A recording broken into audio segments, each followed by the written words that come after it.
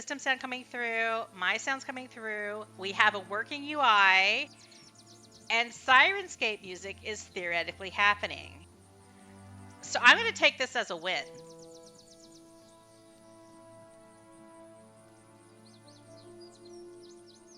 Oh, let me see if the stream is actually functioning.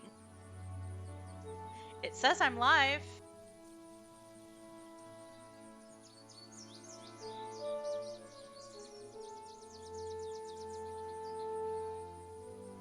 Wait, what did I just do?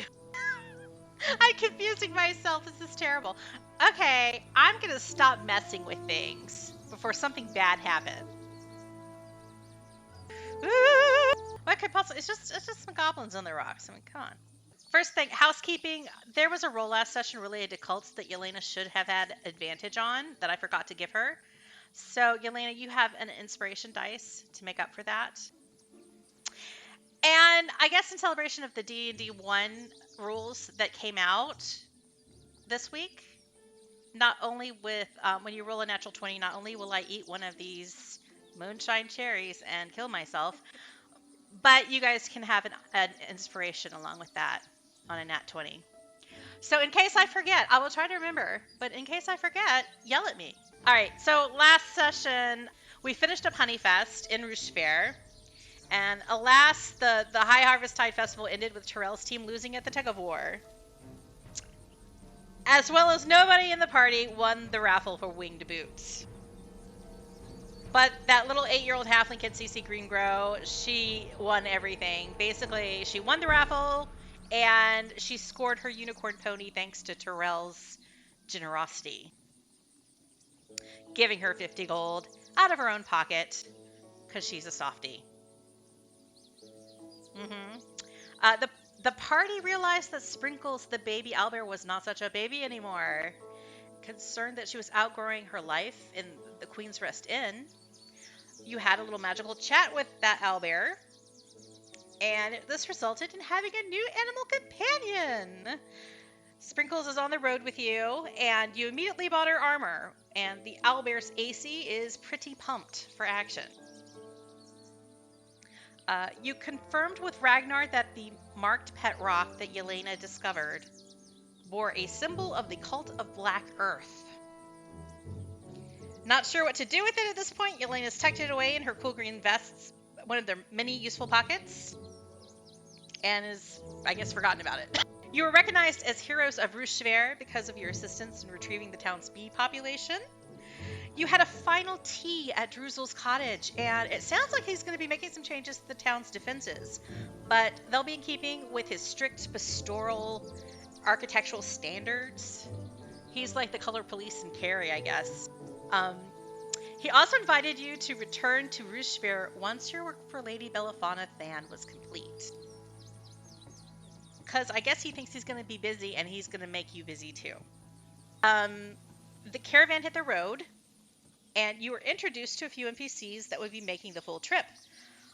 But oh boy, your old pal Terry's coming along with his pigs. And he's taking care of the large herd of livestock that's headed east with the caravan, along with a halfling, a very tall halfling, named Noodles Fabian. So theoretically, you guys aren't on cow duty. The first day's travel, you passed by Side Lake again, a little place by a lake with hot springs that Terrell and Yelena passed as you were hiking into Rouge Fair at the very beginning of this campaign. And it seems to be having some ongoing construction to build a spa formally at the hot springs there. The first night you had to camp alongside the road, and during your overnight watch, you not only discovered Belafana sneaking out to check on her wyvern and do a bit of scouting on her own, you caught some goblins crawling among the rocks to the north of the camp. So, if everybody is physically, if not emotionally prepared, we'll start this session with combat and rolling initiative. And changing the music to some fight music. Yelena, you discovered 5 goblins crawling among the rocks, I believe. For some reason, there's a silky chicken with amazing initiative and dexterity, who actually came at the top of the order. It's like this little chicken down here. This dark, kind of black and white silky chicken. And yeah, and you notice overnight, like on the southern camp, that's where the livestock is. And you know that all of the mercenaries that work for Lord Jomont, they're supposed to be assisting Noodles and Terry with keeping the herd and flocks in order. And also guarding the southern camp, whereas you guys have been charged for the northern part of camp. So that's essentially what the map is here now, is northern half camp. There's a couple chickens and a goat that have managed to wander off from the livestock at large, though. So you reckon at some point there's going to be some gathering of the herd once dawn hits. So that's where the chickens and the goat came from.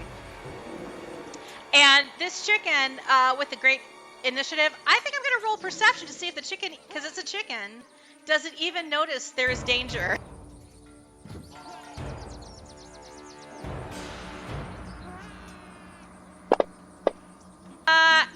And the chicken rolls a 0 for perception. So the chicken's just balking where it is. Yelena, because you spotted them first, I'm going to go ahead and let you take an attack, and then we're going to resume the initiative order. But with the 21, you totally hit. Why can I not remember to push to talk? I think I just described you like shooting an arrow through the eye of the goblin and dropping him with one arrow. Yes, nice. Catching him completely by surprise. One of the goblins sees you murder his compatriot, shoots back, lets out a cry as well, like a ha-ha! To alert his compatriots and cry the alarm that you guys have been spotted. And he pulls out his short bow and tries to shoot back at you.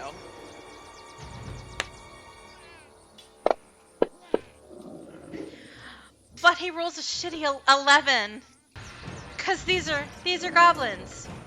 And he sees that he missed you by a mile, and you see him kind of like catch himself, goes a little like whoop, and he kind of hops back like he's trying to hide amongst the rocks.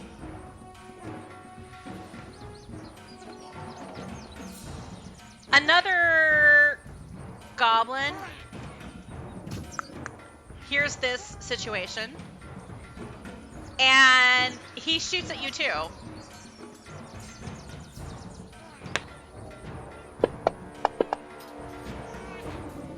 And he hits you with a 14, which I think is just barely hitting you. What is your AC? I should put that on our little character. Just barely. I should put it on your little heroic placards. And he does one. Oh wait, he does 3 little damage. So the arrow, it hits you, but it really just kind of like scratches your arm. Does a little hole in your sleeve. But yeah, it misses the vest entirely. And that's what's important. At this point, you realize there's some locals that are sleeping in the area around the fire. And some of them are still sleeping at this point. Like your combat and the yelling has apparently not been quite enough to wake them from their slumber. So Yelena, it's back to you again. Oh no, a nat 1. And you still like get an 8 with a nat 1. I'm trying to find out oh, there he is, gone blind. Okay, so this goblin, you are like frontline the troublemaker, Yelena. So you get another arrow from his short bow is aimed at you. And this one hits with a 19.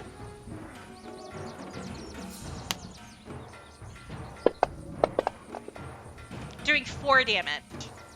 It's been rolling kind of low on the damage, which is good, because it misses your vest again. Hits the other sleeve. Terrell, it's your turn to act. Okay. So if you shout... Yeah, I just removed the goblin that was dead. So anybody who like has to do a perception check to see if they wake up from now will have advantage. Because of your call to alarm.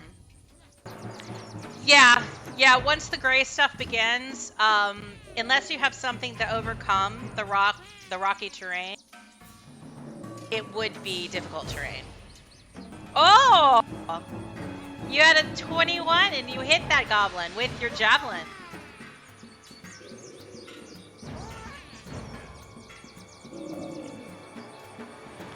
Woohoo!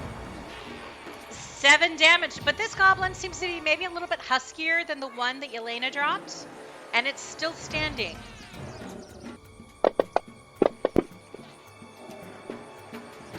Alright, so one of the commoners that was sleeping, or one of the people who was just traveling with your group, wakes up, and they start screaming, "Ah! Goblins attacking!" And they cower in place. Not very useful. Sprinkles is up. Have Sprinkles make a perception check. With advantage because of your shoutiness. Wisdom check. In case she has... And I think she has keen sight and smell. What does that do? Does that give her... Okay, so she had advantage anyhow, and her perception is +3, so roll it from that thing where it says perception +3. Use that.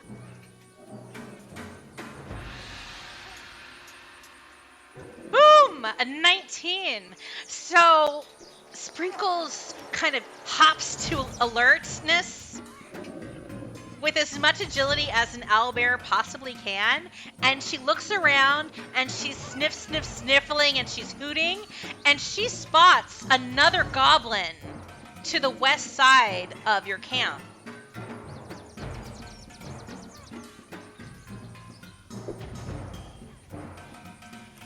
Kind of like to the southwest of you.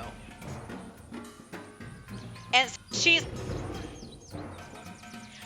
spotted another goblin behind that little rock there, beyond the tree. I don't know why you can't move her. Huh. I moved her, but you should be able to. I'm gonna drag her to you just in case that does anything. Because I thought once you had access to an NPC, you're able to like move them on the map as well.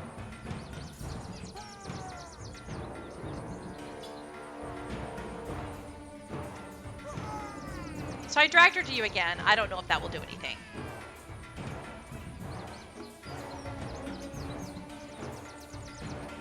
Ah, nuts. Hey, your rolling is totally terrible because you like hit something earlier on with your javelin. So I think this is just Sprinkles' nerves, and you see her tail feathers kind of wiggle. Like maybe she's like really excited, and yeah, she wants to be in combat and she wants to fight these goblins and defend the camp, but it's also the excitement is making her want to tinkle.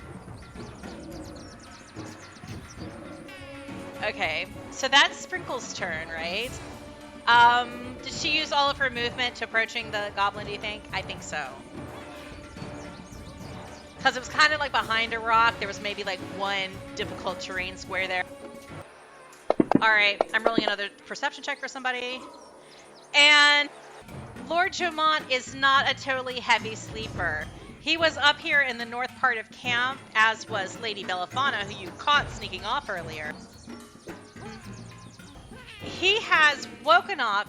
He comes out of one of the tents and looks around.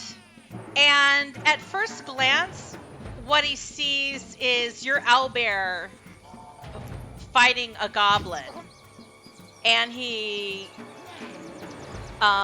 brandishes something. Now here, from where you guys are standing, I don't think you can actually see him come out of the tent because the tent's in the way. So I guess this is Kai might. Yeah, Kai might be like, oh yeah, fancy guy, he's awake now. But Yelena and Terrell, you guys don't have eyes on him because you're kind of looking the other way, fighting the goblins to the north of you, looking over at Sprinkle. But Kai sees that Jamont's come out. He doesn't have armor on, but he still has his gauntlets on, and he's wielding a greatsword. He's going to move toward your owlbear, where your owlbear is fighting that goblin. Now, the second chicken is also distracted still and doesn't notice that anything is happening. I don't know if the chickens can technically peck if they get close enough, if they're in range. But most of all, it's like, are the chickens going to be collateral damage? Are the chickens going to run away to safety? Okay, and this commoner wakes up too.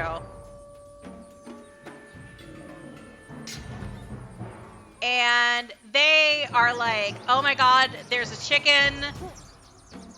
There's combat happening. I am way too close. And this commoner starts running towards one of the tents, Lady Belafana's tent, and is going to try to hide and cower over there. Kai, you're up. Yeah, you step right in front of the guy with the greatsword. So pew pew, icicles from the fingers. You got a 15? And it hit. Your ray of frost, the icicle just shoots from your hands, lances into this goblin, and you hear him cry, the screech, and you hear this kind of clench sound as the ice solidifies over half of his torso. He looks like he's in really sad shape at this point. And then you see Sprinkles kind of shiver because the air has suddenly dropped 10 degrees where you are, or where she is. She's just kind of like startled by the sudden cold, but she's got enough fluff to keep her warm. Ragnar Redtooth, this commoner just ran over by the tent where he was camped out and kicked him accidentally. But he's like kind of started awake like, what? And he jumps to his feet, realizing that there's sounds of battle going on. And he pulls out a long sword in one hand and a short sword in the other. And he is ready to go. And he runs forward. Like, let me at him. But that's his turn. Actually, he's going to dash so that he gets closer to, like, the area of the action. So there's another commoner, and let's see if they wake up. It sure will be nice once you guys get past, like, Succumber and all of these commoners go away.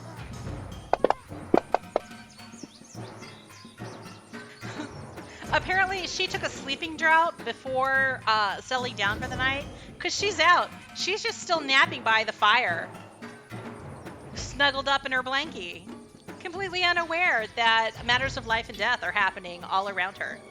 So we're on to Goblin 3. This is one of the ones that's very injured. I think it's the one that was quite injured by your javelin. They're up, and they're going to try to shoot you with their short bow.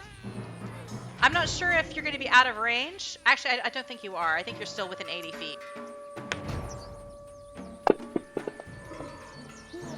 But they miss because you are so fucking armored. Nuts! And the goblin is huddling behind that rock as well as it can. And it's kind of like moved back a square. The goat, it's their turn.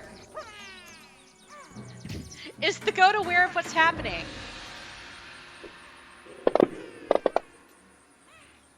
The goat is unaware of what's happening. The goat is trying to, like, it's moving towards the tree. It wants to chew on some leaves. It's just thinking about goaty things.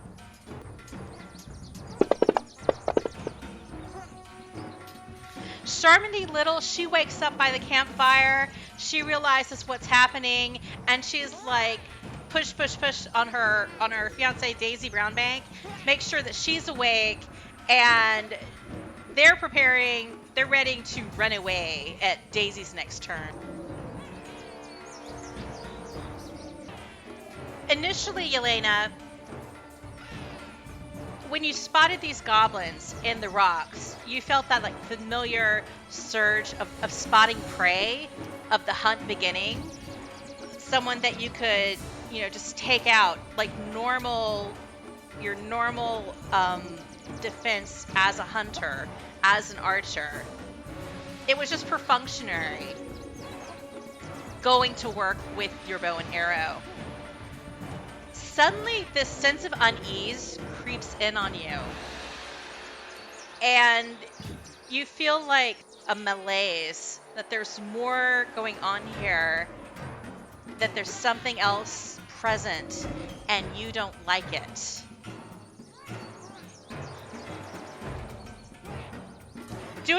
Do another perception check.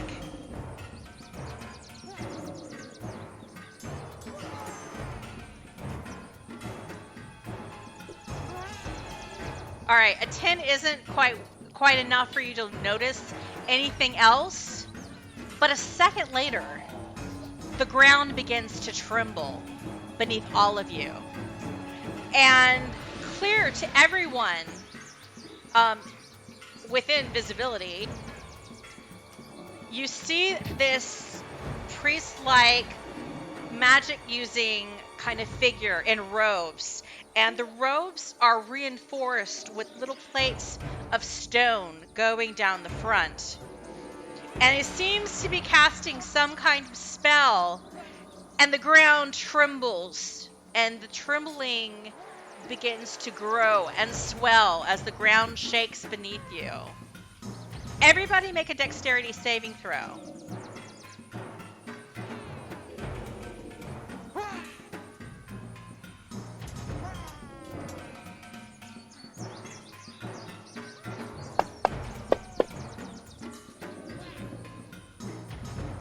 Oh, I forgot to roll for Ragnar. Alright, everybody's knocked prone. Let me check the goat. Maybe the goat's alright. The goat is fine. The goat's still standing, trying to eat its leaves. It's not bothered. As this ground trembles and the trembling swells and you guys all fall to the ground, Yelena, you suddenly feel something in your pocket. A thump. A thump against your chest. Your pocket, it's fighting you. It's beating against you. And suddenly it bursts open. Tearing that pocket asunder. Let me give you a picture. Let me share a picture. It's a terrible picture, but hey. Suddenly your pet rock has come alive, and it's angry, and it's just malevolent in its expression, and it's crying gravelly cries, and it keeps trying to thump against you. Thump, thump, thump. Like all it wants to do is hit and smash. And as the ground continues to rumble, more and more of the... Oops, I undid your doohickey. Of these creatures, you see them kind of jumping and thrashing and smashing against the rocks wherever they are. And a few more goblins come into view. And at this point, any commoners who were sleeping have been rudely awoken because they had a pet rock. And that pet rock has come to life. Also, in the rocks by sprinkles, there is a pet rock. The first one who gets to act at this point is the rockling by sprinkles. And it tries to smash her.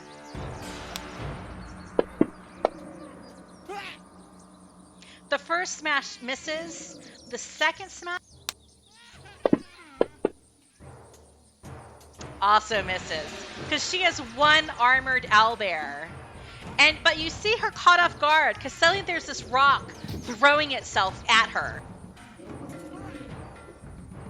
Back at the top of combat order, Chicken realizes that shit's going down, and it squawks, and it's like fluttering away.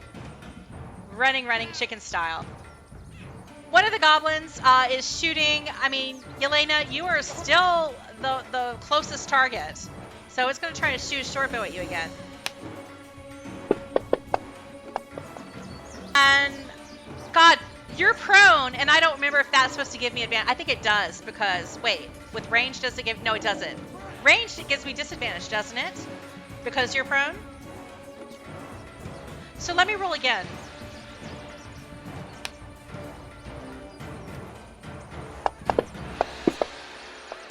And a nat 1 this time. So we're going to say it misses, because I'm pretty sure I have disadvantage with a ranged attack while you're prone. Melee, I think, is advantage. Ranged is disadvantage. At least that's the way we're playing it.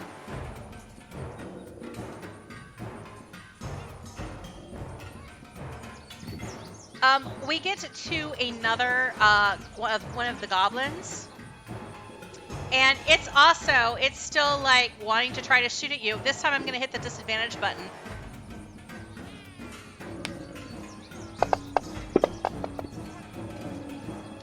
And another nat 1 on my part. I think I was supposed to eat some cherries because of those 2 nat 1s. A goblin that has appeared when the little rocklings appeared, this goblin crawled onto the scene, and it's in the area closest to Sprinkles, so it's going to do a short bow attack at Sprinkles. But again, Sprinkles is prone.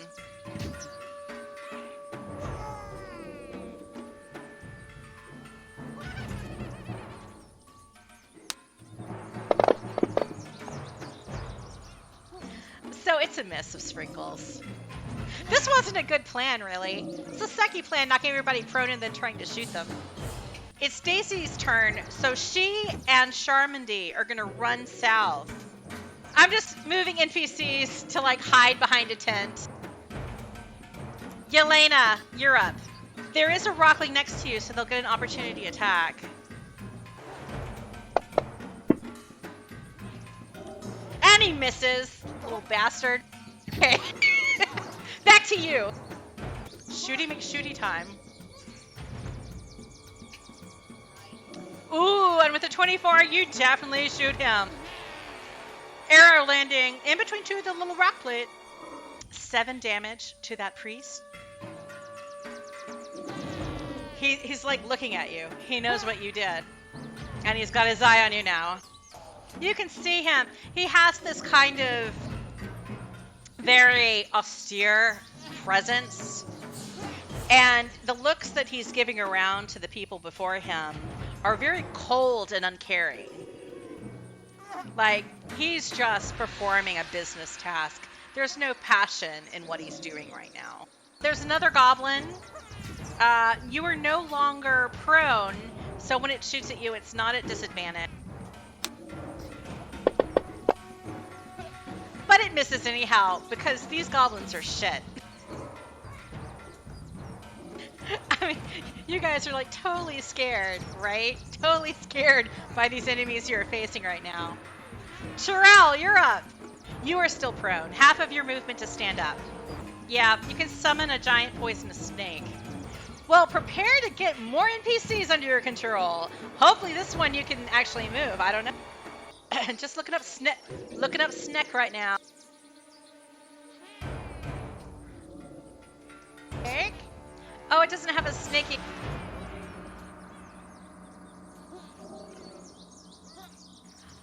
Oh, goody! I prepared for this and gave it a nice little snaky icon. Okay, I'm dragging it to you. Do you have a snake? Okay, 30-foot movement. That includes swimming, though there's no water here.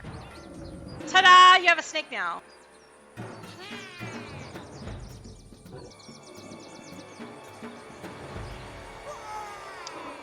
20 hits! 23 for the snake.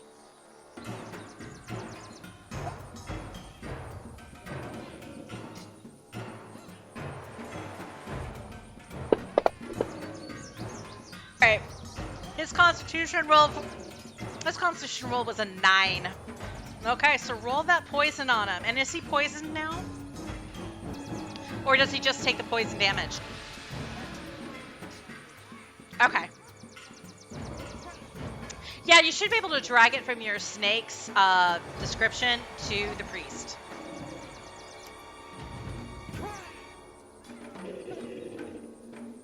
Oh, 11 snake damage. That poison just flows into his flesh, causing his hands to clench and seize up as the poison hits his bloodstream. So what's Sprinkles doing? Is she going for the goblin, not the rock? Okay.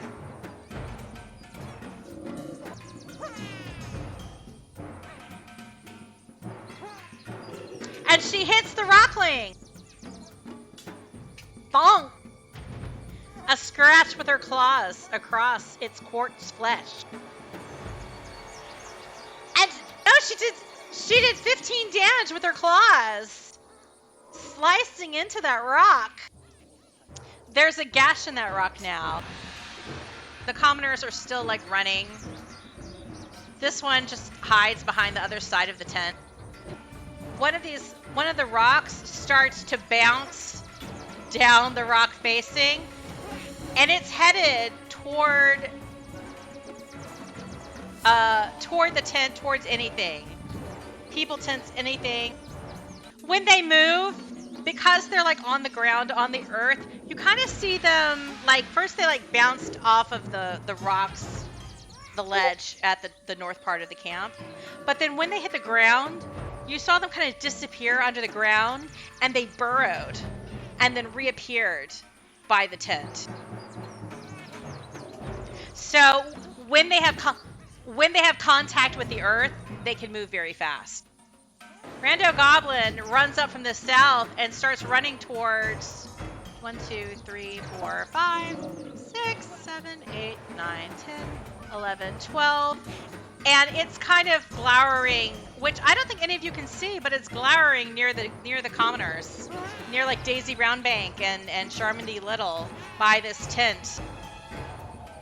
This rockling runs forward and pops out where Kai is and tries to smash Kai.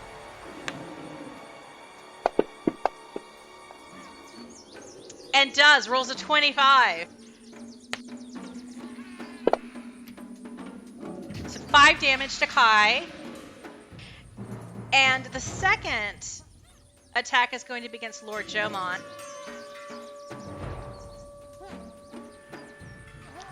I'm adjusting his like unclothed armor class.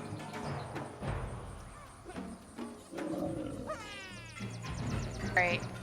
And the second attack is against Lord Jomont.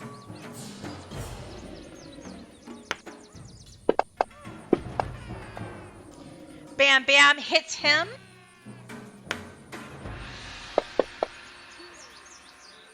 Does 5 damage.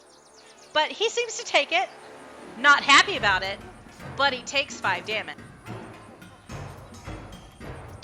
And now it's Lord Jomont's turn, and unhappy, he strikes back with his greatsword.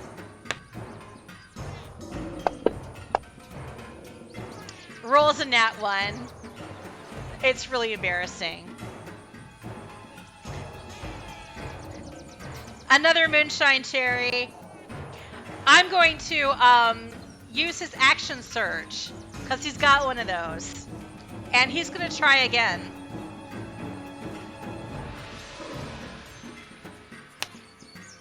Trying to do better. And this one hits. Rolling a 19. And he does 10 damage to the rockling. Another rock gets to attack. This one hops down to the rocks until it's adjacent to Yelena. And it's trying to smash you again.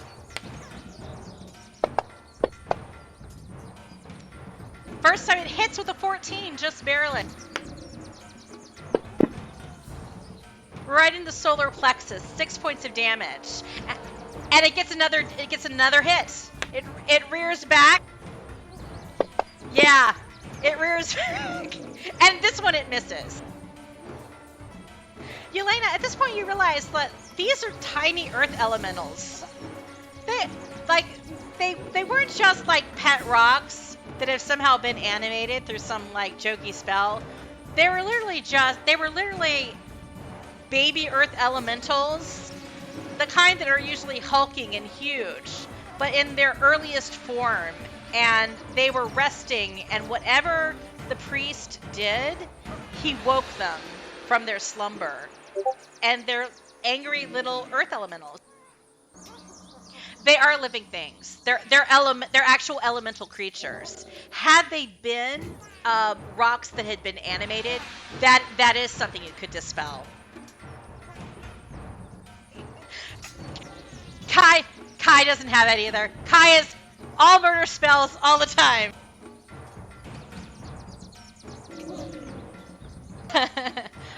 There's another rock that gets to have a turn. There's so many rocks. And this one is next to a commoner, and it's gonna smash that commoner.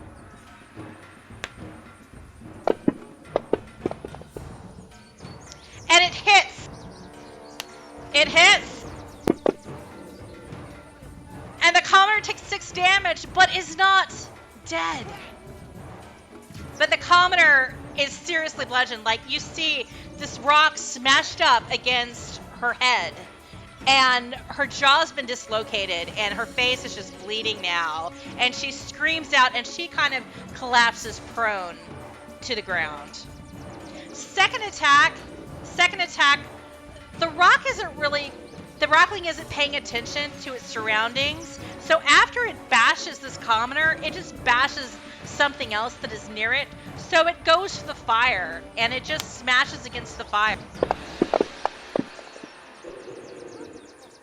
Hitting the campfire, and it just sprays ashes, dislodges rock, but otherwise it's kind of like harmless. It's just like this little elemental is on a path of destruction. And then there's another rockling that it's running south, and it's headed towards these other commoners, and it's going to attack Daisy Brownbank.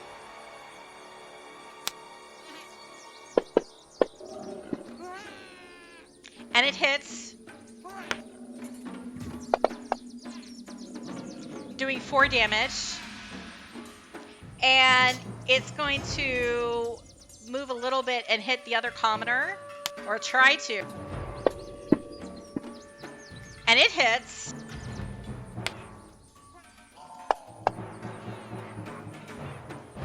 Oh, did I roll a hit again? I did.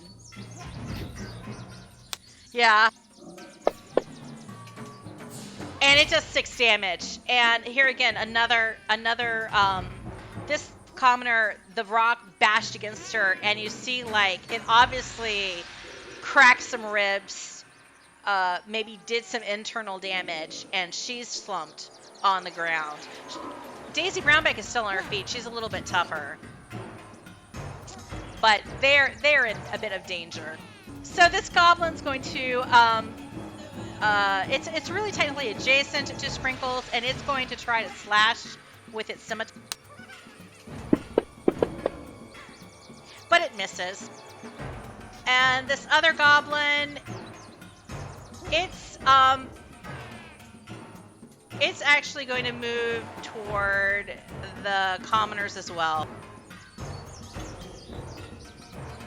Kai, you're up.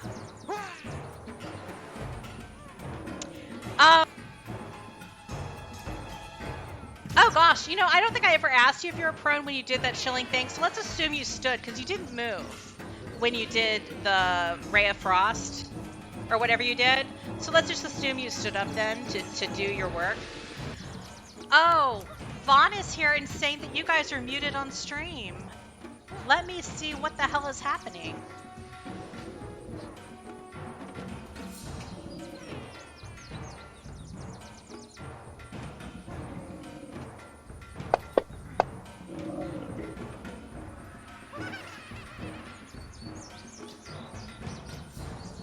All right. Both of them failed, so you get to do damage against both of them.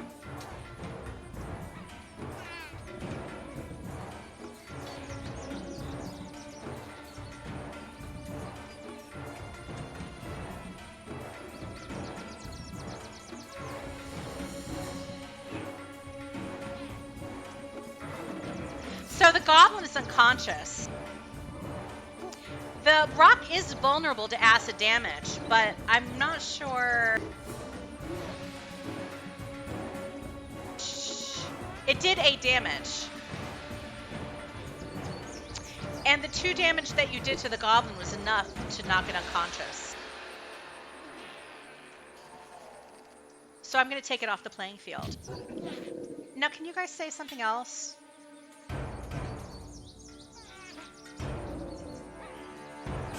I'm curious about, like, your sound. Like, maybe the Syrinscape is just too loud and your voices aren't showing up amongst the noise.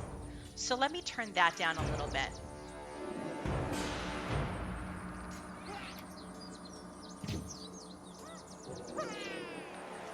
Yeah. I mean, I can hear everything. And the recording should be recording everything that I'm hearing. But I also feel like I'm being a bit shouty because of the music. And so let's just turn it all down a little bit. Not the owlbear, of course. We'll leave the owlbear loud.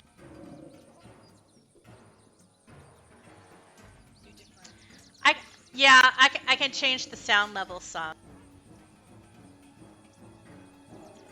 But hopefully that means you guys are easier to hear. This is all experimental. So Kai, you killed a goblin. You did damage to a rockling. End of turn. Oh yeah, Ragnar, he's still alive. He's around. He's doing stuff. He was running, and he sees, he gets caught by the scream of the commoner behind him, and the scream of the commoners back from the direction he was coming from. Like, if he had stayed put, that probably would have been he would have been in a better position to do stuff.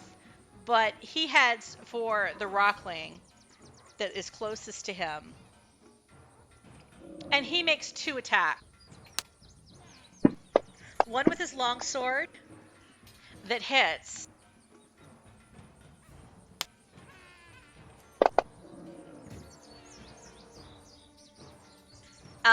But it seems like his bladed weapon doesn't quite do as much damage as he would have liked. And he hits with his short sword as well.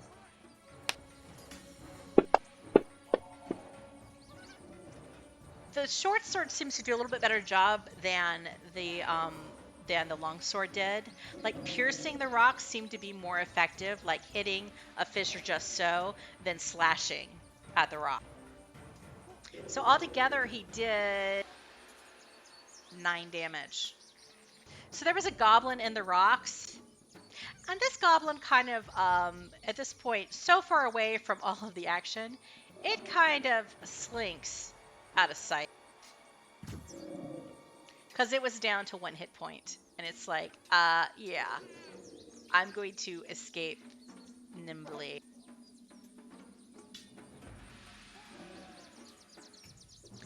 The goat.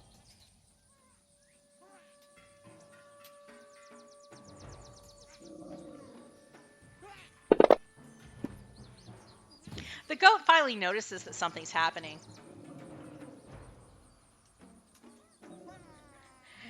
And the goat, like, charges forward. And it, like, gets about this far. And it's like, what's happening? And you just hear this kind of like bah from in the distance. So Charmody hasn't been hit, but she sees that Daisy has been. So she moves up to her side and is kind of shielding her with her body. And she has like a small club and thwacks at the rock to bat it away. So get lost.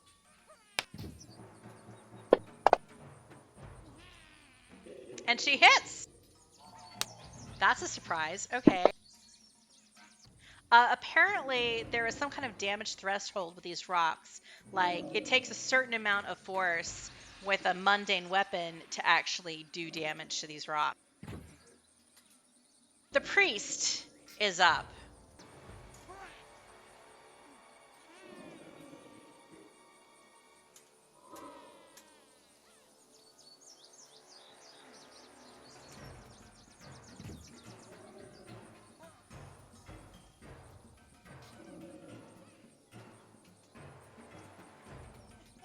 Man, see, I tested this with the radius, and I didn't do it right. Oh, let me check something else.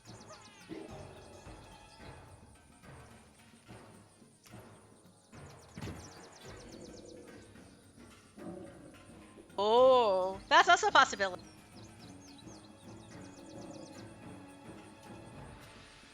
No, he'll just go for Terrell because Terrell is closest.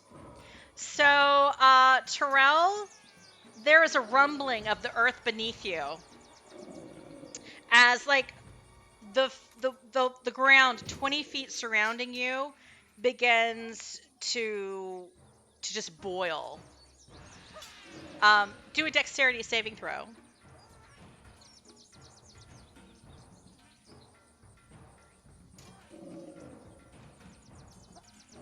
All right, so it was DC 13. So you failed your dexterity throw. You take, let's see, 3d12 bludgeoning damage.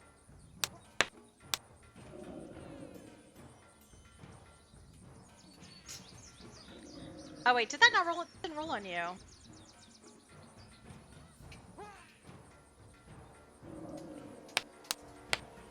Okay, it's because I know why. All right, you take 32 damage. I rolled 2 12s.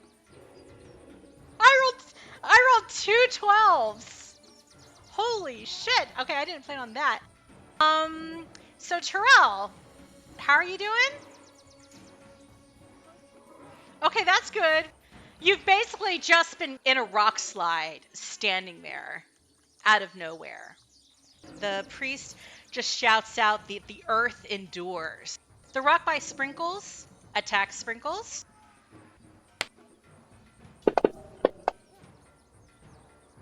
Hits Sprinkles.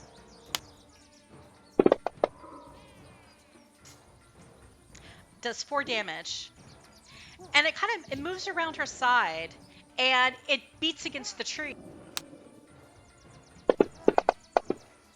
Because here again, and it hits the tree. They're just uncaring. They just want to do damage. Smash, smash. And it does 5 damage against the tree. Bark flies, branches shower to the ground. Top of round 3. Goblins in the rocks. They're starting to slink off in the distance. Moving out of sight. Daisy, she fights back.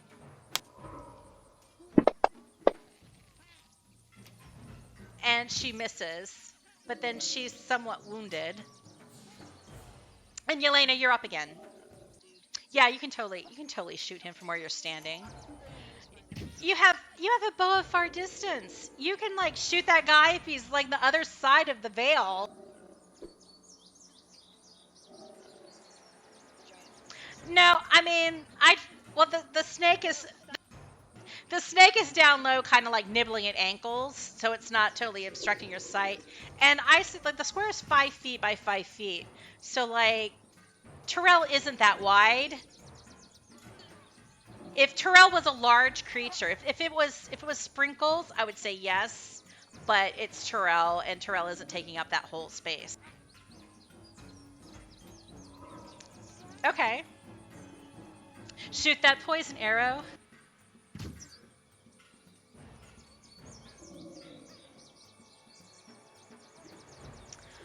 That was a miss at 14. Yay! Inspiration!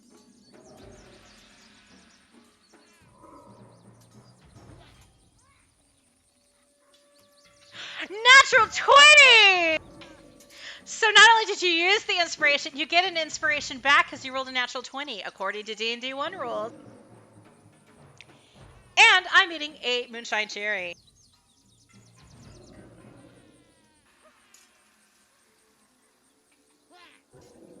Smug and cold. This priest has just been kind of, just glaring at all of you coldly, like you were insignificant in the face of the power and endurance of the earth. And lo and behold, Yelena just pulls out an arrow, shoots him straight in the heart. Your arrow just glides straight and true between two plates of the stone armor that is on his figure. And you see, for a split second, surprise in his visage before he falls back on the ground. And Terrell's snake just kind of slivers over his prostrate form. Does a little snake dance. Kicking as a free action. All right, he did. And I think you guys might actually be muted, and I'm not quite sure why the music is playing, but you guys might not be coming up in the streamed audio. I'm gonna pause the Syrinscape music until I can confirm that your sound is actually coming up. So Sprinkles is gonna get really quiet. Now, guys, talk. Talking. Oh my, oh, Okay, now talk. oh my God, your audio really is gone. I don't know what the problem is. Oh my God, why don't I have audio? And Vaughn warned me. I'm back.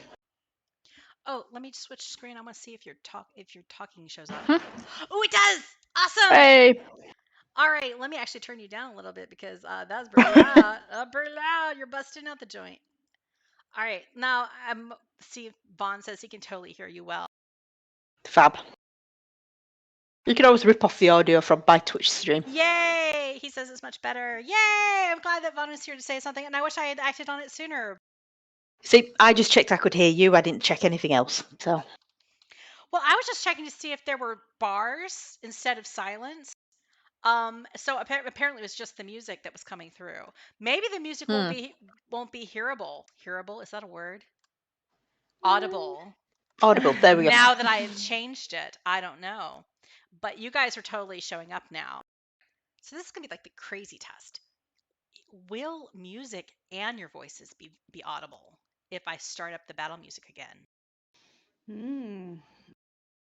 Do you want me to see if I can hear the music on the Twitch or on my thing? I want to see what. Well, Vaughn's listening, so he'll be able to tell if he can't hear the music. So there we go. Ah. All right, I'm back. Sorry, I had to deal with a Yorkshire Terrier. So okay. We are pesky as Yorkshire people. Totally understand. Yorkshire doggy. Yorkshire. Yep. We understood it, Yorkshire.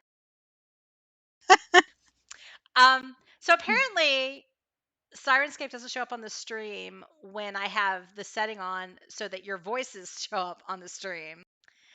So in this case, we're totally going to pick your voices because that's the part that's really important. Yeah. And if you guys can't hear the sound now. No, I can hear it. It's coming from mine. Yeah, I can hear it. Okay, so you guys can hear the sound. Uh-huh. I think it's just not coming through on the stream. Yeah, well, that makes sense. That's probably, like you said, that's the more important thing. But hey. Just more tweaking required, that's all. Maybe more tweaking, but if it comes down to it, I mean, I want you guys, of course, what you say is more important than any incidental sound effect. Is everybody back physically, if not emotionally prepared? Yes. Yes. All right. I can't remember where we were. Just killed the You killed She the killed the priest. big bad big bad. Priest and kicked a So rock. it's somewhere after Yelena's turn. Did we do anything after Yelena's? Okay, it's still showing on your turn. Well, I think I am done. All right. So you drop the priestess. I mean the priest. He's dead. Snake snecking all over his body. Lady Belafana Than puts in an appearance. She comes running from the east, and she dashes toward the members of the caravan who are huddling and being attacked by the southern tents.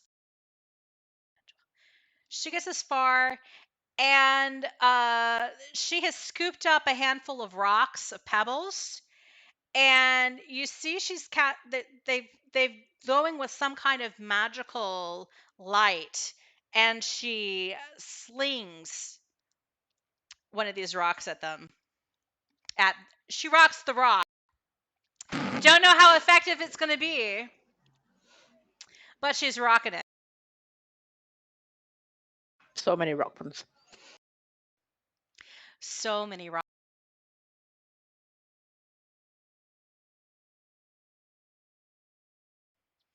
And Wow. I rolled a natural 20. What the hell? Wow. She did this last time against Sean the Hermit. What the fuck, Lady B? Honestly, every time I'm like, she's not supposed to be very efficient in anything. What is it? You can beat skill, but you can't beat luck. Ugh. So she does 7 damage to this rock. It's still rocking though, but she got a hit in, and now it is the snake's turn. Yeah, the snake can't actually get to anything.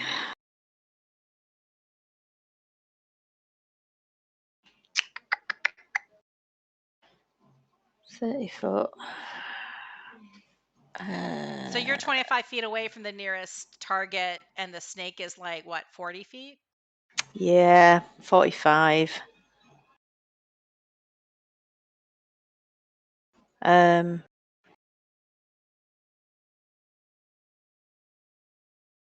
Yeah, he's 45 feet. So even if he moves his maximum range of 30, he's got a 10-foot reach. He still can't hit that rock. He could dash. Actually, he could dash the rock, but he couldn't do anything. Could he? If he runs to that side of Yelena, that's 30 feet. That's So many 30 lines. feet. I know. Can you see him? Yeah, I can see them. All right, I can't move him, but if I move him to the end of that 30 foot. To there? Yeah, so is that then within 10 foot? It is within 10 foot. So it says his strike range is 20. Right, so he's going to attack the rock. All right. Duck, so Yelena. Between Yelena's legs, as she's like self-congratulatory about dropping the priest. Yes. Suddenly, a giant snake zoinks between her legs. What? I'm assuming I'd be familiar. I would know what this is. Yeah. Well, it's not attacking you, so you know. Exactly. Like, what? Like, your pet. Wow, it hits us. You hit the rock with your snake? I hit the rock with my snake. He does 7 damage. 7 damage to the rock. Yeah, and he needs to do a Constitution saving throw. I'm not sure whether or not a rock can take poison damage. Let me check, because I can't remember. I'm not sure if these rocks can take poison damage. Yeah, it seems unlikely. They are immune to poison. Right, so won't bother with that then. Yeah, so no poison damage. But you did do piercing damage. Cool. That is the snake's turn. All right, so on to one of the goblins gets to do something, and this is a goblin that is running away, and it can just make it out of view. So it drops behind the rocks, and it's no longer visible on the combat field. Sprinkles is up. Yeah, Sprinkles is getting really biffed that she keeps missing stuff. So She's going to attack the only thing in sight, which is that rock, which attacked her once and then decided to attack the tree. And Ooh! She hits it with her beak. She pecks does. it. 7 damage of pecking. And then she's going to follow it up with another claw attack. Nah! Not quite enough. Not quite enough to hit, but she did do that beaking damage. At least she did some. The intense beakery. Now, Terrell, it is your turn. Hey, right. Oh no, what did I do? Move the map. That was probably me advancing it to you. Okay, so I can move there. And I'm going to attack the rock. Let's see, hang on. I've got... no, you know what? I'm just going to do... No, I want to attack the rock. Do healing afterwards. I'm going to attack it with my longsword.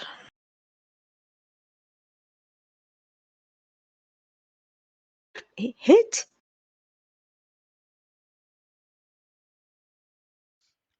So you hit with a 22 and you do 13 damage against that rock. Wow.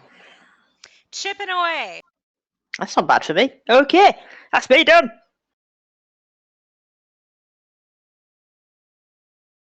So we have commoners cowering. And we're up to the rock that's just beating on the tent.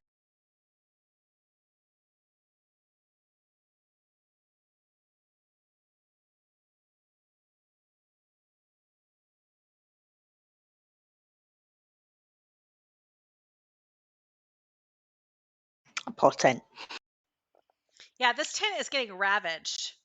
So it does like 12 damage totally to this tent, and there's some distinct tears, and it's sagging at this point. The tent is bloodied. Only there's no blood. This goblin, even though it's the south of the camp, it is noted that the priest has fallen, and it starts to think better about what it's on about, and it starts to dash away towards the rocks.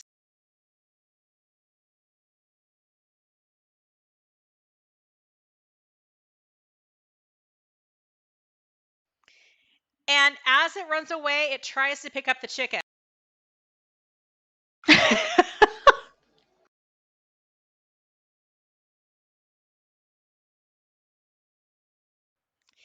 Didn't roll very high with his dex check. Chicken totally evades him. Another rock beating on tent.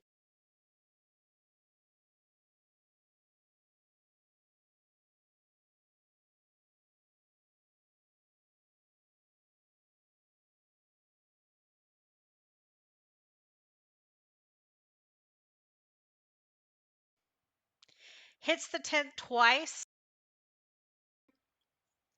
But the second time it didn't quite hit the tent hard enough to do any damage. So it only does like 7 damage to this tent. So one little tear, but it's still standing. It's still standing. I guess that's the way I should describe it. The tent has not fallen, yo.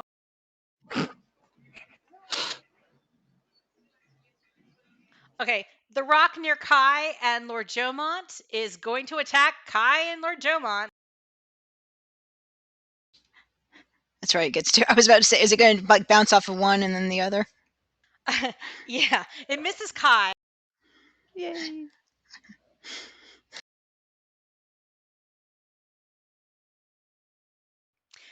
But it hits. Oh, shucks. It hits Lord Jomont. What a shame.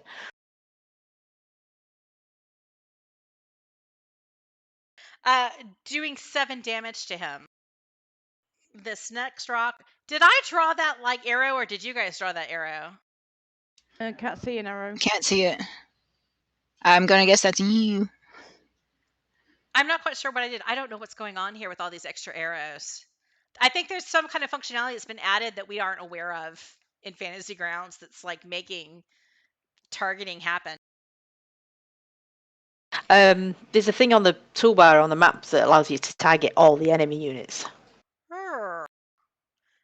feel like I'm accidentally clicking on something though, other than that the upper menu. Hmm. It's Lord Jomont's turn, and he says something, even though he's like wounded, he like looks over at Kai and he's like, I think you've got a hand on this. And he risks an attack of opportunity and dashes towards the commoners that are in trouble to the south. Chicken. No, the commoners, the chickens with the goblin. Haha. So he runs down here and he shouts at the rock to like, hey, I'm here, come and get me. Meanwhile, the rock that's by you, Kai, gets an attack of opportunity and hits him as he's running.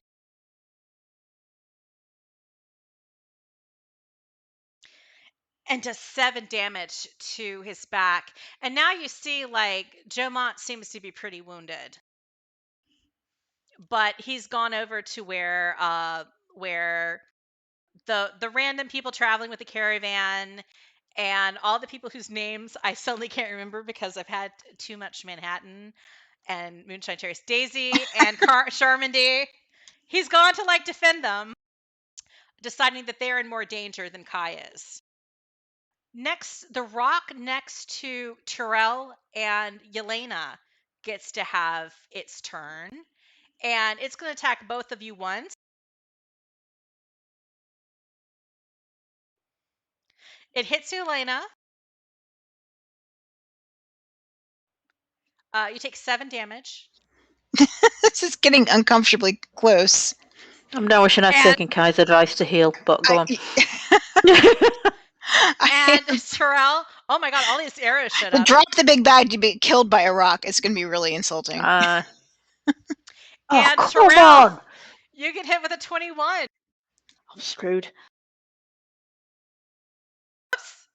I did damage to my rock. You take 6 damage. Let me apply that to you. Okay. Yeah, I have 12 hit points left. I guess that's not awful, but No. Terrell doesn't have much more, I don't think. I've got 10. Did you apply 6 or do I need to? I do. You need to. Rapidly looking up healing spells. Yeah, I was looking to see if I can't believe I didn't get any potions. I know. It occurred to me now that I'm not we don't have any healing potions. I'm not sure you guys actually have any healing potions. Maybe we'll correct that if we survive. Maybe. That might have been an oversight on the DM's part for a It's party that has So no what- cleric or druid yet, per se. What happened to your session? Well, we all got killed by rocks. Killed by rocks. Rocks All fall. right. Everybody dies. So there's the next rock is next to Ragnar and attacks him because he was the source of aggro. Hits him barely.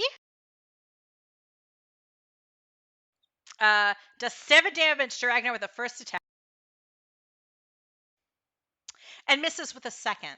Okay, other chicken runs away. It's off the playing field. Shit, I could have stopped it from hitting you, Elena. Red chicken, totally gone. Okay, so the rock, let me roll perception for the rock. Because these rocks are kind of mindless.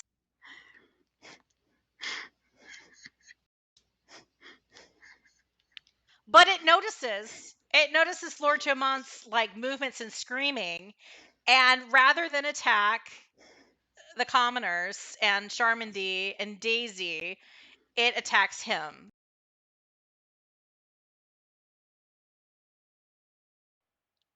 First attack hits. Basically because he's not wearing armor. He takes 6 damage and still standing. But he looks like he's pretty beat up now.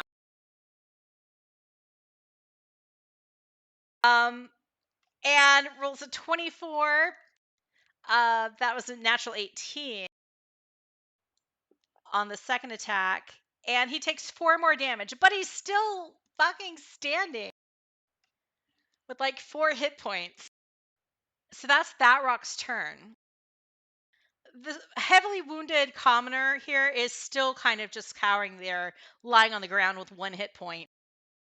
This goblin, this next goblin towards the south, it's making an Irish exit and disappears behind the rock. Is it my turn? Oh wait, it's your turn, Kai. Yeah. Pardon my stupid. I think I've got I almost deleted you off of the map, Kai. I'm like, what am I doing? What is I'm not dead happening? yet. Not dead Do yet. do your thing, Kai. Right. Well, I'm gonna have a go at the rock that's near Sprinkles because I feel like you need to protect Sprinkles. So I'm gonna do Mel's acid arrow and see if it gets it. Alrighty. And you Hey. hit with a 15. I keep forgetting what your Oh, and you drop a rock. Yay! The rock. The rock shatters and it corrodes and it just kind of collapses. It disappears into dust. There's like a little poof. Excellent. And Sprinkles inhales it and sneezes. Oh, Sprinkles. All right. And I think that's me done, isn't it? So rock 4 is gone. Let me get rock 4 off of the playing field. And Sprinkles is safe. Sprinkles is safe for now. Yeah, where's the mud method come from? Yeah, pay no attention to that. Okay. There are no mud methods here. Okay. It was just a glint of the light, flash of the eye. It's just if the DM got bored and decided to throw more things at us. You got hit by a lot of rocks, so you're probably seeing things right now, Terrell. Ah, it's possibly true. Yeah. Ragnar, he whacks at this rock again twice. Once with his long sword, once with his short sword. The long sword totally misses. I rolled a 2. And the short sword. Oops. Short sword, please do better. Doesn't do much better. I rolled an 8 and a 13 misses against the rock. So Ragnar, he's retired and maybe he's a little bit past it because he's a bit clumsy with his attacks. And the commoner by the rock, she's in pretty bad shape, but she tries to punch at the rock with another rock she's picked up off the ground. And she hits! Rock on rock! Kind of inspired by Ragnar's actions, but this rock isn't enough to really beat the rock. Not enough damage to really make an effect against this little earth elemental. The goat's charging, and the goat charges at that rockling that's by Lord Jomont and all those people. Yeah, that's apparently a thing that can happen. So it runs straight towards it, and the rock has to...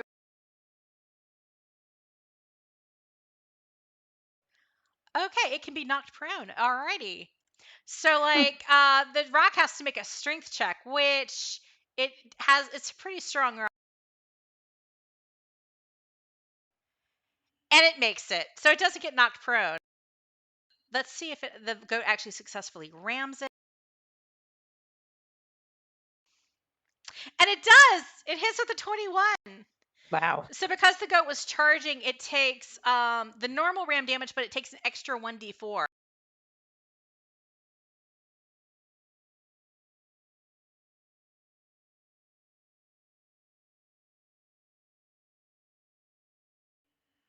Oh, did I do that twice?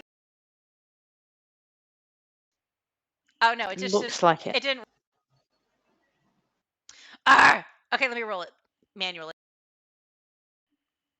3 more damage. So total of 8 damage against that rock. So let's see. Let me add on the 3. Okay. That rock's still in pretty good shape. But the goat did some damage. So good for the goat. I think the goat actually did more damage than I've managed so far. Charmandy is still whacking at it as well. And she hits. But can she hit the rock hard enough to actually do damage? Nope, she doesn't. Back at the top of the attack order. We're now entering round 4. This chicken, narrowly having avoided being picked up by the goblin, decides it's going to peck the goblin. I don't know why my rolls are really sucking right now.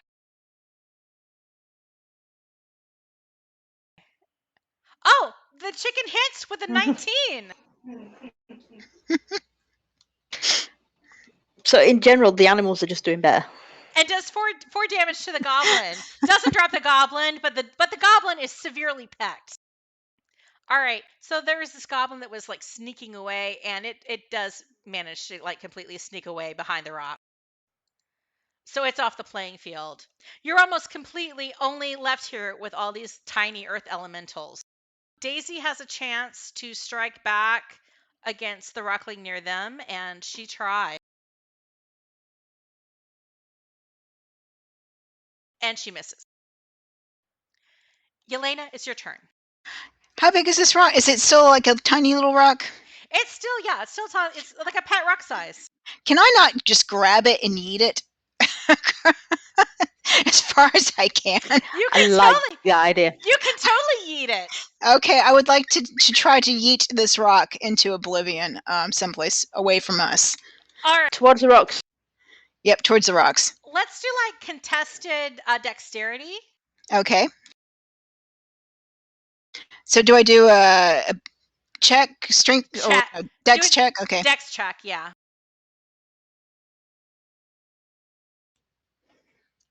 Oh, nice. Do I have better dexterity than rock?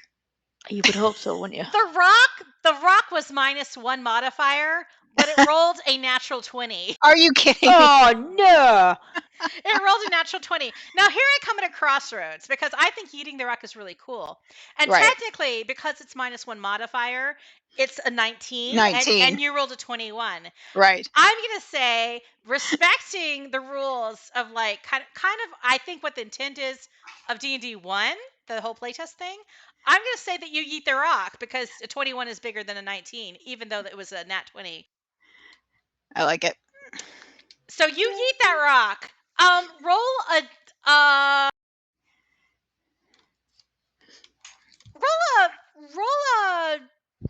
percentile dice to see how far you yeet it. I'm gonna say it starts at like 30 feet, but like because of the 21. All right, so you throw that rock like 64 feet away. So that rock is off the map. Excellent. All right, rock gone, yeeted Yeeted. thoroughly. And you hear as it flies here, you hear a little and a little like funk as it lands, and then a little like like it's not sure what just happened. Good. So I guess I've got some movement You've too. got movement. You've got movement. I'm just gonna walk up to this other rock here and be ready to get him. More yeeting. More yeeting. That's my strategy now. It sounds good. Okay. Let me do a perception check for Lady Bellafana as it's her turn. Did she see you yeet that rock?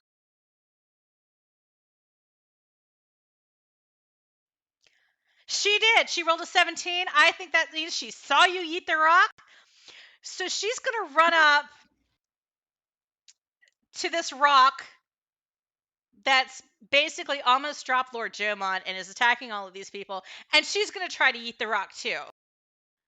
So her dex is not as excellent as yours is. I don't know why this isn't rolling. Okay. It's actually supposed to be plus this.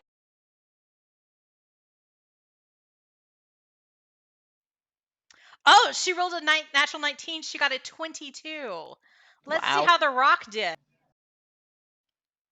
I don't know what's up with Lady Bellefonta's dice, but whatever it is, I want it for my own character. Like when I play a Right. character, I want it. Because when I'm playing a character, I seem to just roll a bunch of ones. I don't seem to be rolling like she does. The Rock roll. Can you imagine if Kai and Bellefonta got together and have kids? They would have the most amazing dice stats ever. The most amazing dice. The Rock Very only rolls a pretty. 7, so it gets yeeted.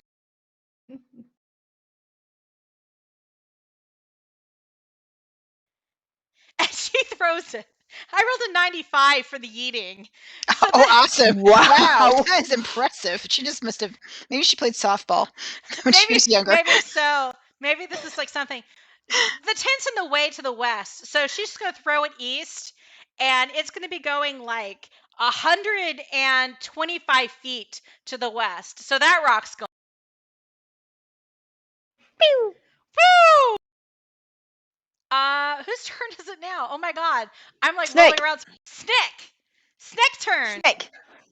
Snake is going to go stand next to you later. I still can't move him. Oh, damn it. I don't understand. I'm going to have to be I'm going to be like furiously Googling this during the next week. And something is going to show up in our Twitter chat. Yay! Dirty 20. Snake biting rocks. This is enough. There we go. Doing 8 damage. Can't do the poison, but 8 damage is more than 0. It's better than no. Indeed. More than 0, which a lot of the commoners are doing. So, hey, it's a heroic snake. And then I think it's Sprinkle's turn.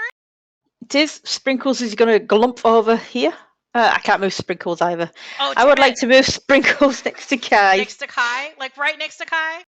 Well, just so Like that she can attack the rock. Snuggling up to Kai and Kai's paper?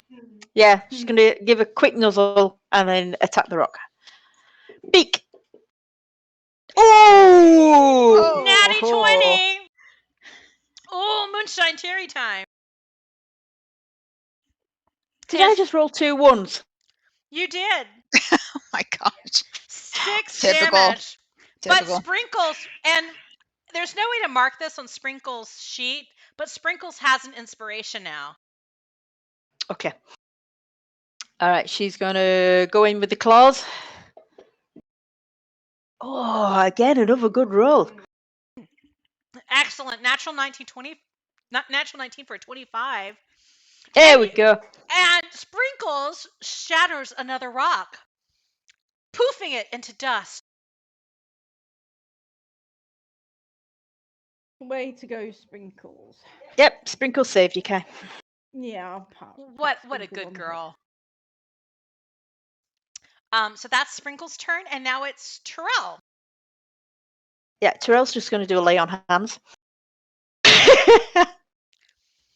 You're gonna heal the rock? Yeah, I'm going to heal myself. No yeeting? Oh wait, where are you? Oh, there you are. Oh, is it only 5 hit points? No, it's like you can. It's in 5 hit point increments, but you can do 5 per level, so you have up to 20. You just have to drag it 4 times. Okay, but is this 1 per action or? No. You can do as much as you want. All right. Well, I'll do 1 more for me. We just did in 5 hit point increments, so you could like dole it out as you saw fit, and that seemed like a happy medium. Yeah. I'm just going to leave it.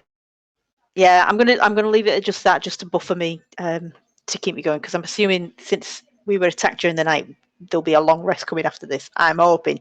So, and then I'm gonna move, I guess. All right. Yeah. There's basically like 4. There are 3 rocks left. Yep, that is me done. This commoner is like still hovering. She just at this point she literally goes inside the tent, and she's like, "This isn't happening." She hasn't taken any damage. She's like the luckiest out of everyone affected by the scenario. She has remained damage free, and in a tent is in perfect condition. So I don't know why she's so freaked out, but she is. The rock next to Yelena, it's their turn. They're going to take one attack at Yelena. Hits with a 17. Thonk does 5 damage. Still standing. The next attack will be against the Sneck. And does a 22 for Sneck smashing. Does 6 damage. But the Sneck is still okay. Maybe not 100%, but not out for the count.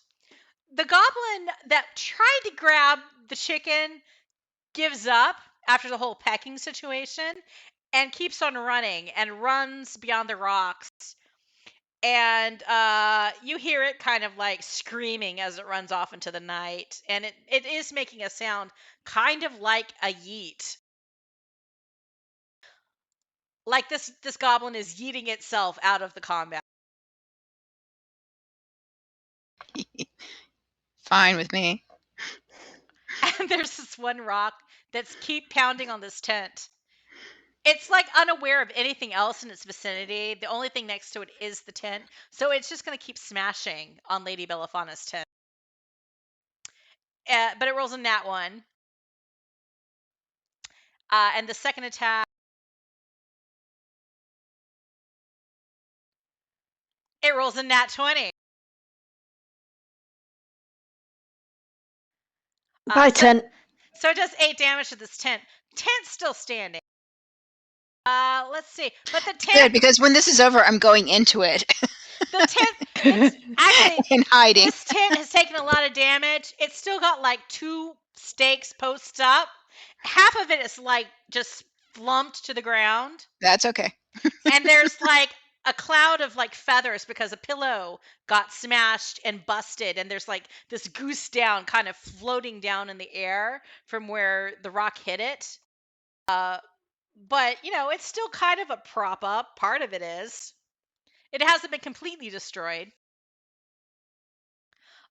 Lord Jomont obviously saw the whole yeeting of rocks, and he sees the condition of the tent. I'm going to say because the tent has taken more than half of its damage, half of it is not standing at this point, and it can see that the rock is on the other side. So he's going to try to move over there with the intention of yeeting, as all you guys have yeeted.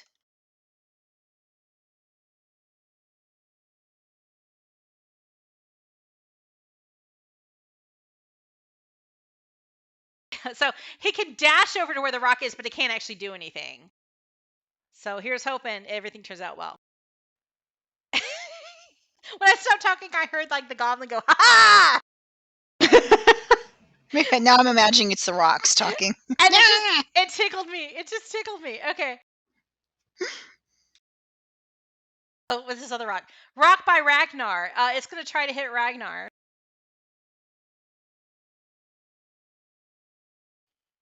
Misses. And it's going to try to hit the this one commoner person. And it hits with a 10, just barely hitting it. Oh no, just barely hitting her. And she's down. Uh-oh. Oh my god. This poor person traveling with your caravan thinking it was going to be safer than traveling on her own back home, wherever that is, because she's a nameless NPC. Nobody's really invested in her backstory. And she's now down, bleeding out on the ground. Then this commoner, who is very dim, she's still prone on the ground, so let's skip her, and it's Kai's turn. Right. Kai! I'm going to do another Mel's acid arrow on rock 2.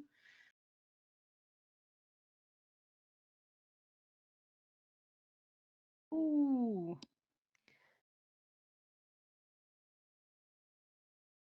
Oh, 7 damage.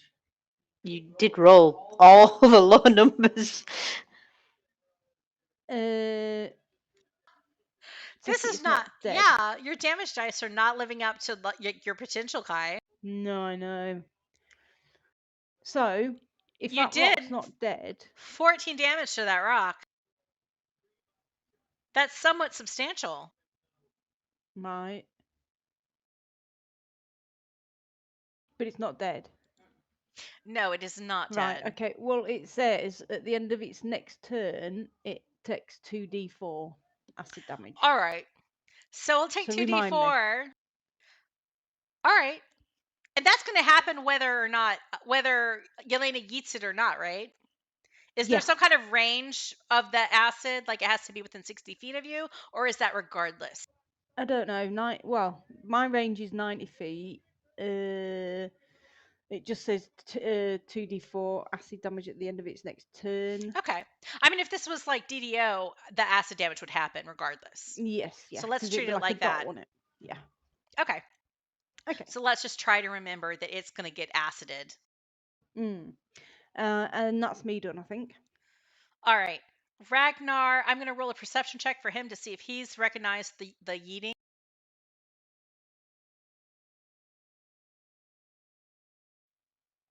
And he does. He has spotted the yeeting with a 14.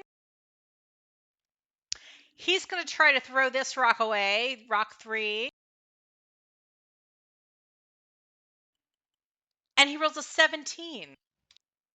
So the rock rolls to contest that. Only an 8. So we have another yeeted rock.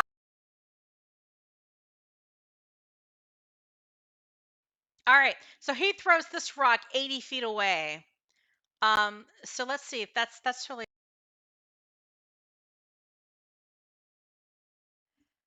It's 87 feet away. I'm going to say that is off the map. So rock 3 out of the battlefield. Yeet. So we're down to the 2 rocks. The commoner that's there is totally feeling free and fancy because she's alive.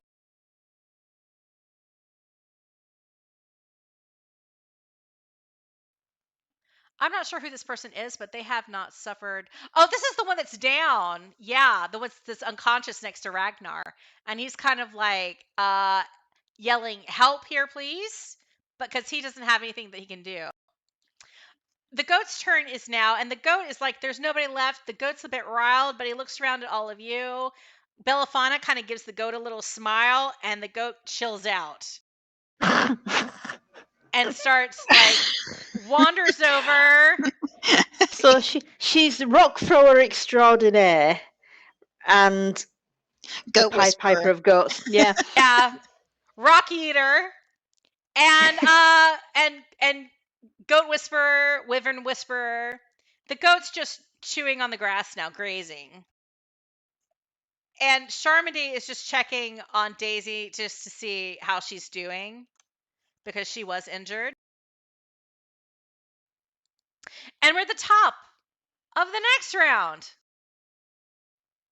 Yelena, let's just skip ahead to you because nobody else wants to do anything at this point. you know it's gonna. You know what I'm gonna do. I know what you're gonna do. You're gonna eat that rock. Eat it! Eat Yeeting it! rock.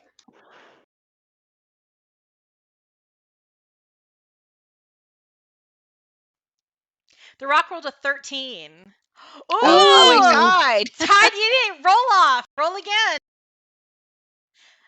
Actually, I'm not sure. Like 13 probably means that you yeeted. With a tie, I think that you yeeted the rock. I'm happy to go with that. Yeet the rock. Just yeet the rock. We've been combating enough. Yeet the rock. Roll your percentile dice to see how far you can yeet it. Boy, didn't I do that last time? I don't know, but like 64 feet away is that rock. Hopefully it's gone. I don't think it's completely gone, but like. But like Terrell, it's getting like if you throw it to the west. Okay, So like the rock, say like Terrell and the snake get opportunity attacks as the rock flies past. Really? Yeah, you're yeeting the rock over here into the rocks, and as it flies, you guys can totally take a swing at it like it's baseball. All right. And Oh, if hang you on. hit, you can like yeet the rock even further and do damage as you're doing so. What? Oh, it missed. Oh, 14 What? 13 missed. Oh, do you have any kind of like any inspirations? No, well, that was a snake. Did the snake Oh, have that an? was a No, snake. Sprinkles has an Okay, inspiration. Yeah, Sprinkles does. my Okay, turn. your turn. Big number, no whammies. Oh, you Hey! hit. So the 17. All right, so you do damage, but also see like if it survives, like how much farther you yeet it with a Okay. percentile roll.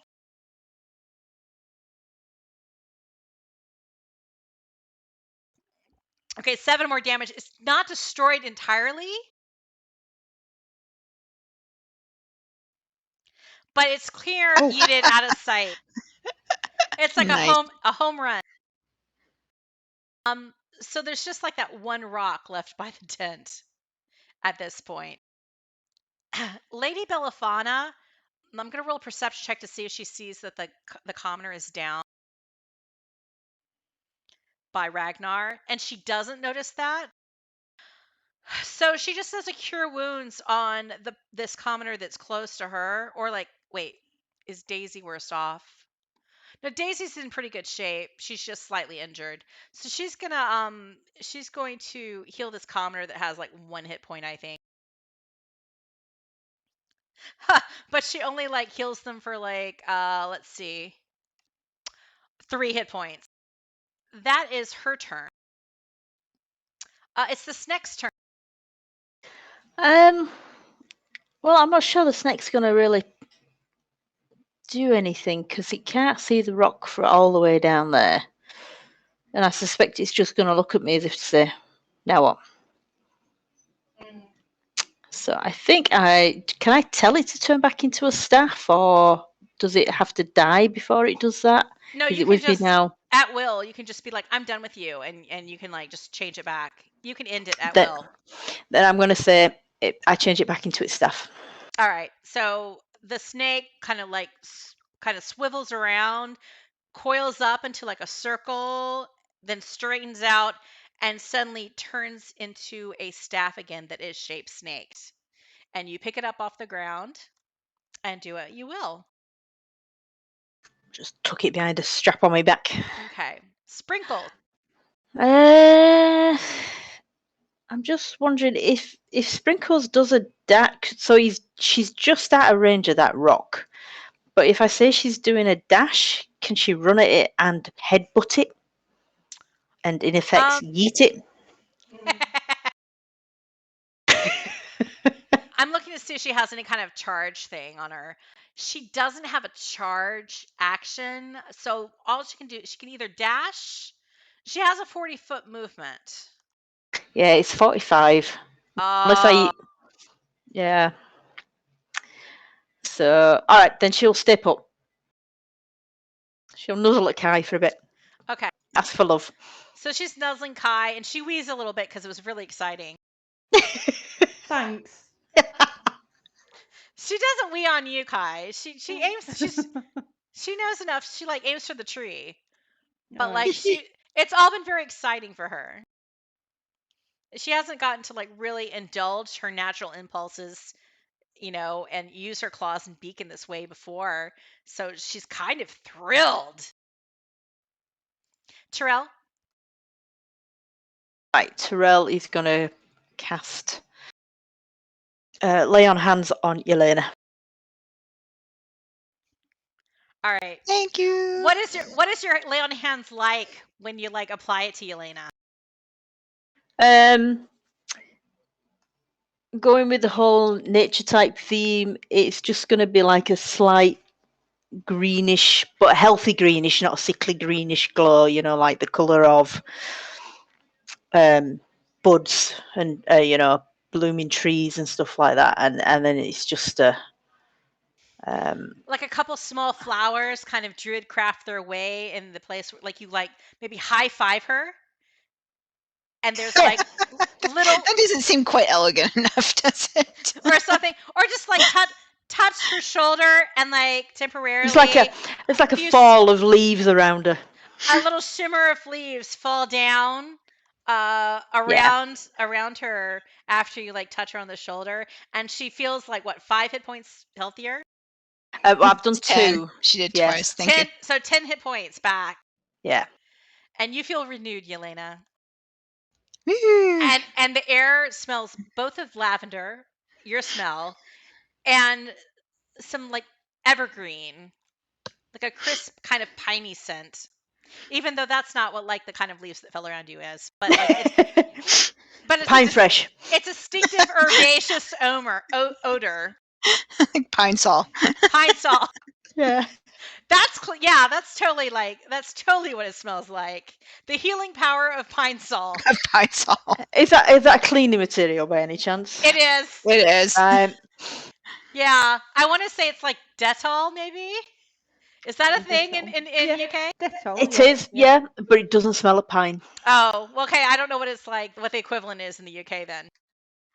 I'm not sure I can think of any cleaning stuff that smells of pine. I can tell you, it was what was used I feel like it was used in schools and in everywhere. Nurseries. In America.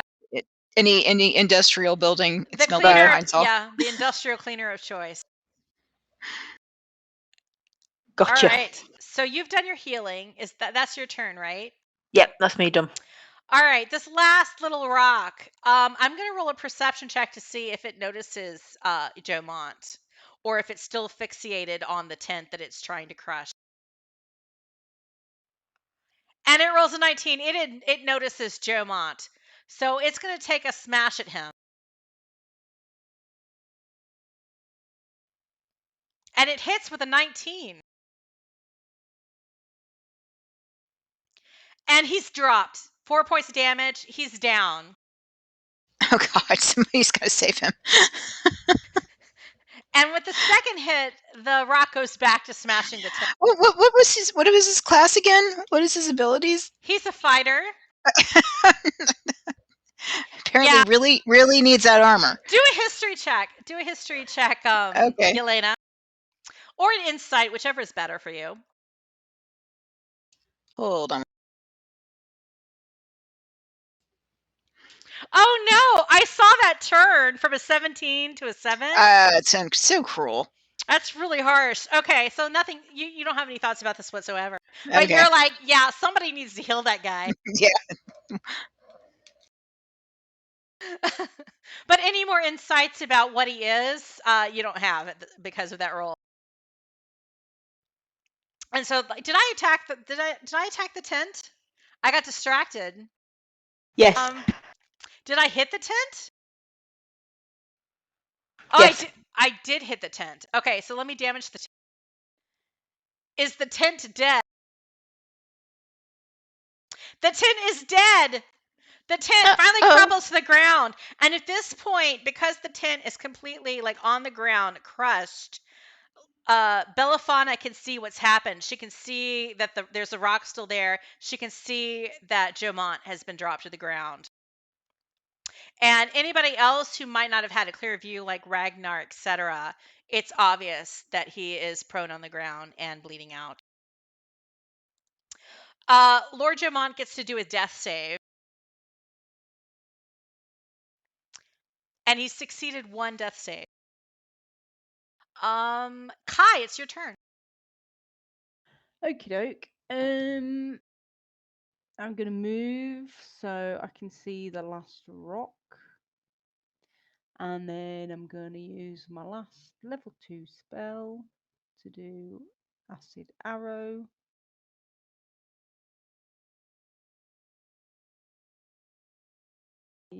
Yay. And you hit it with your acid arrow. Doing 14 damage. Which is good, because up until now, this rock has been pristine. It's just been bashing away at the tent. Right, and same goes for that one. If it's still alive at the end of its next round, it gets Okay. 2d4. And that's me done. Alrighty. Ragnar, he runs forward. I don't think he can actually make it anymore. Because he only has 20. Well, I guess he has 30 feet of. But still, I don't think he can make it adjacent to where the rock is. Okay, he can. 30 feet. So he tries to whack at the rock. He doesn't have anything that can heal, but he can try to do damage with his long sword and short sword attack. And he hits with a 14.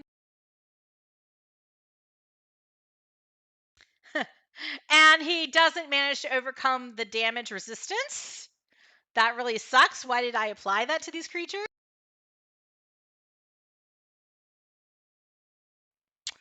And the short sword attack hits as well. And this does 8 damage. He manages to pierce it enough to do some damage. And the rock seems to be somewhat fissured. As at least Yelena can see from this far distance, because Yelena has excellent farsight. Yay. Why are they not eating that rock? Well, one of them is unconscious, and I think Okay, I know. you It's know like he should have yeeted. Ragnar probably should have yeeted because he yeeted the last rock, didn't he? Yeah, he probably should have yeeted, but was he thinking? Nah, he didn't think. Oh no, he's not thinking. Back to the top of the order. Here, this tent. I'm going to remove this dead tent from the attack order. So to top off this round, we have one commoner unconscious and Lord Jomont unconscious. It is Yelena's turn. I'm trying to think if I have a line of sight. There's nothing I could do. The tent has been brought down now, so you can theoretically. Ragnar is not a large creature, so you can aim around him. The tent is Especially down. move south a bit, yeah. It's not blocking your view. Okay, all right. So we will go try and shoot rock number 5. Absurdly shoot a rock. Love it. Yeah. Oh, totally. 25. Nice. Hit that rock. Oh! This is damage, but you do 6 damage to the rock. Ugh. That's something. As your arrow strikes the rock, there's this little, you can see this little puff of dust come up from it. And there's this like creak groan sound from the rock. Like a fissure in the ground. Lady Belafana, it's her turn now. Were you moving any, Yelena? I don't see the point. I'm just Okay. gonna stay back here. I'll otherwise get in the way. All right. So even with the tent down, Belafana's gonna dash towards where Jomond is and the remaining rock is.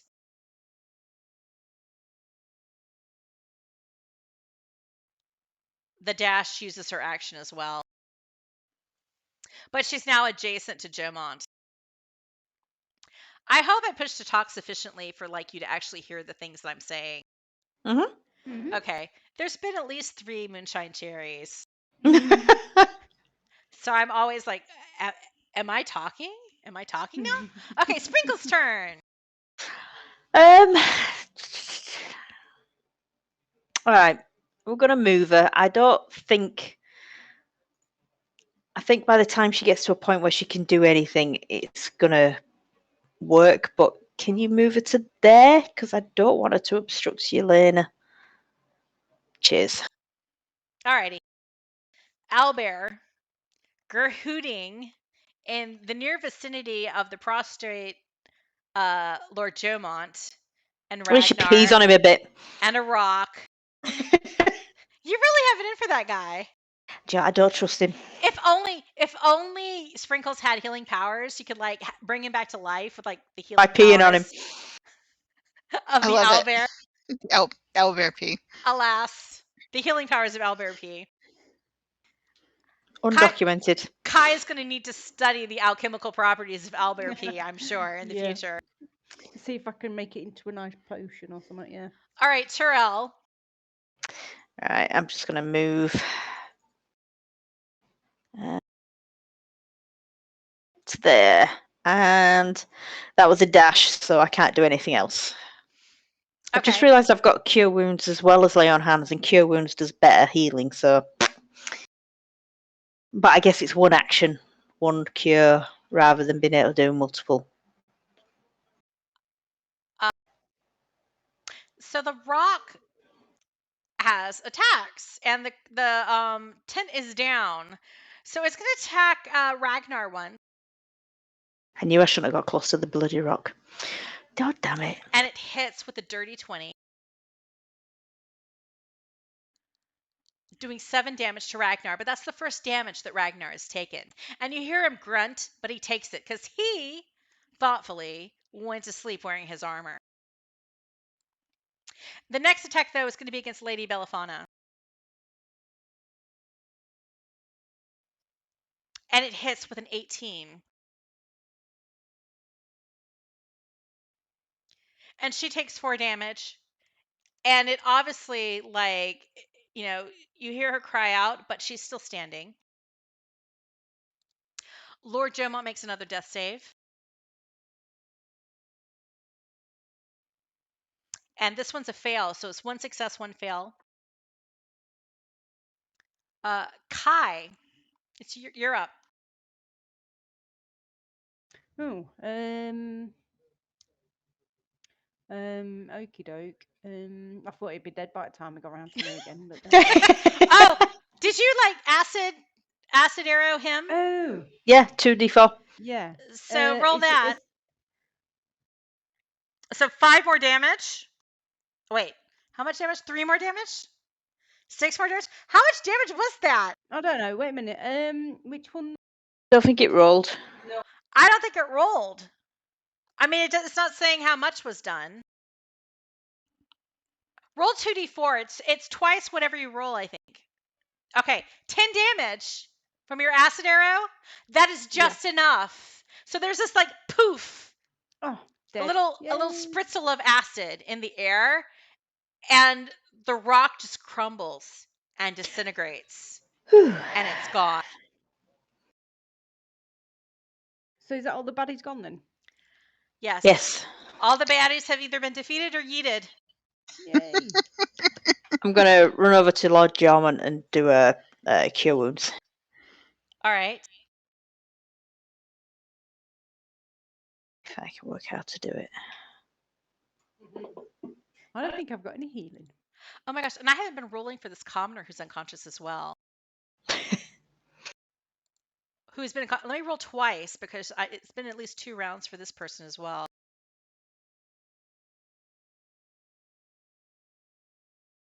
Oh, a natty 1. Uh-oh. So that's 2 fails. When is it? Commoner 2 or Commoner 3? The one by the fire, and then 1 success. Okay, because I could run over to her and heal her as well. And while you can heal her, I mean, you can heal her, and like Lady B can heal somebody as well. Yeah. Okay. So hopefully just to get him off death's door.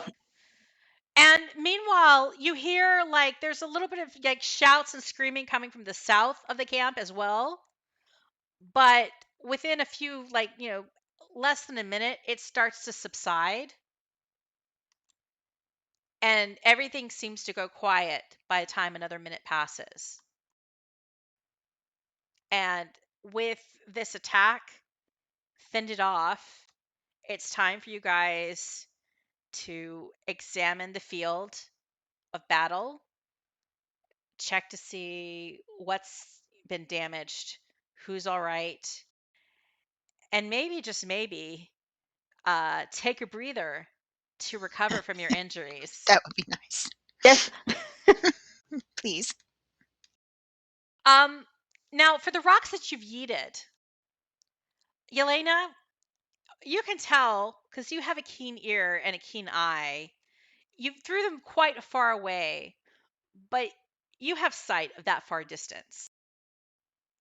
You can tell, even though they're like 100 feet away, you know when something's moving and when something's not moving, when prey is active and when it's not.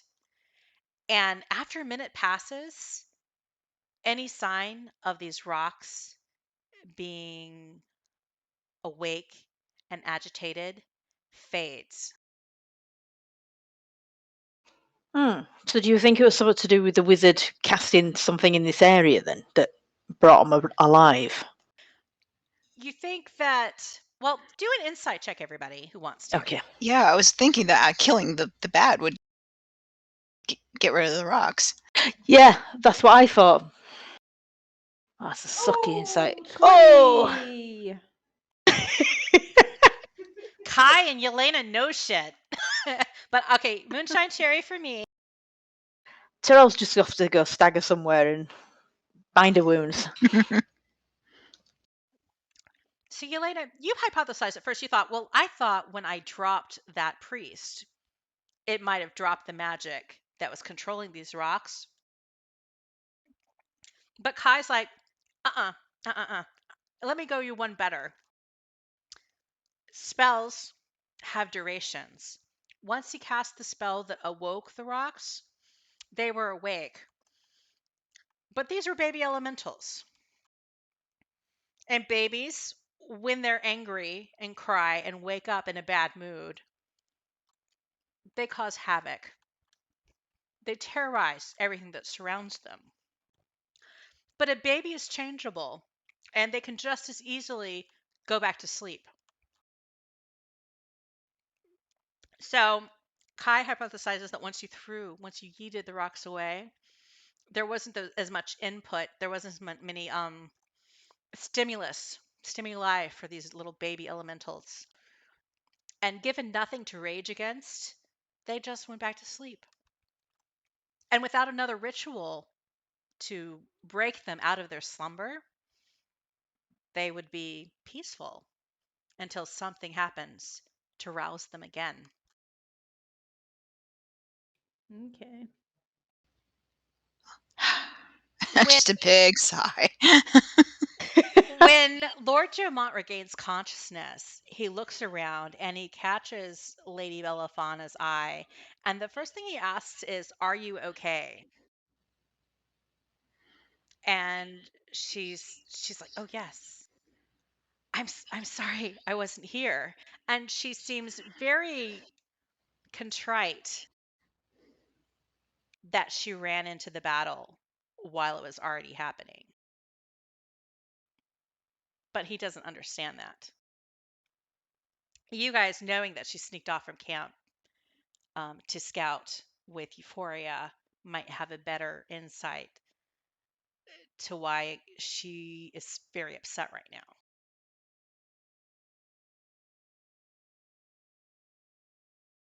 now. So, what do you guys do now that the battle is over? There are people injured.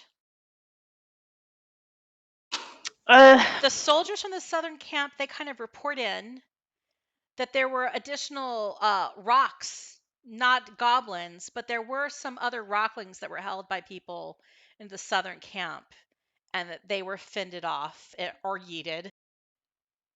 And it seems to be, well, there was some damage done to wagons. Everyone has survived. There's some injured, but nothing that people can't recover from. Do we repair what we can, or do we just have a nap? Or Is it nap time? yeah, I'd say it's nap time. It's nap time. And then repair in the morning. What about Um, the I- bodies of the goblins and the priest that you killed? well, I would like Ooh. to search the priest's body. Oh Yeah. yeah, I forgot Oh about. I yeah, forgot about definitely looting the got to, bodies. yeah, loot. Well, I was thinking of clues, but loot is also a good idea. Well, all the Yeah. above. Also, I need to go get my javelin back because I only had one left. That's so- right. So remember, I was supposed to get like half of my arrows Yeah, back or something like that. You Okay. can retrieve half your arrows. You can retrieve your javelin from the goblin or the person you threw it into. I've already forgotten who it was. I threw it at the goblin to the east. Now here's a question. I used one poison arrow. Do I get that back? Is it still No. poison? Okay, so that has to go. All right. Yeah, magic arrows are you pretty much use them up, but mundane arrows you can retrieve those. Okay, so priest body. Loot, And loot here the I am, body, yeah. dangled loot in front of you, and I have not opened up what the parcel is for these guys. What do these guys have?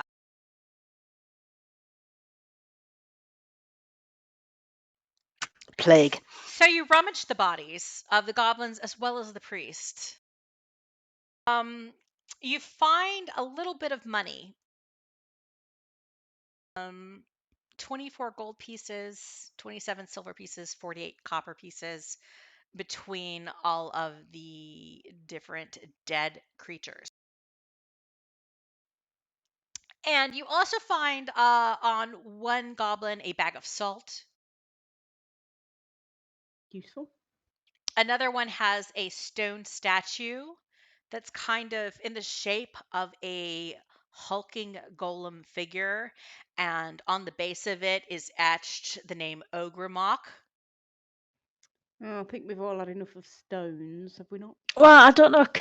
Do I know anything about? Does the name ring any bells? You can do Is it? an arcane or history check.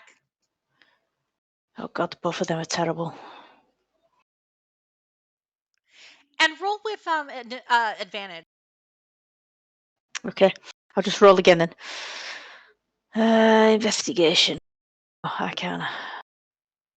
History or arcana. Okay. Oh, Ooh, another Oh my cherry for me. gosh. So both you and all of you remember. I think all of you remember. Elena, did you roll? I didn't roll. I'm sorry. I didn't know. I thought it was. I didn't You- realize it was all you- this. you But I don't guess have it doesn't to. have to. It doesn't matter. if I know anything, I will share it. The only Okay, thing thank it's you. going to get you is more alcohol poisoning for me. That's right.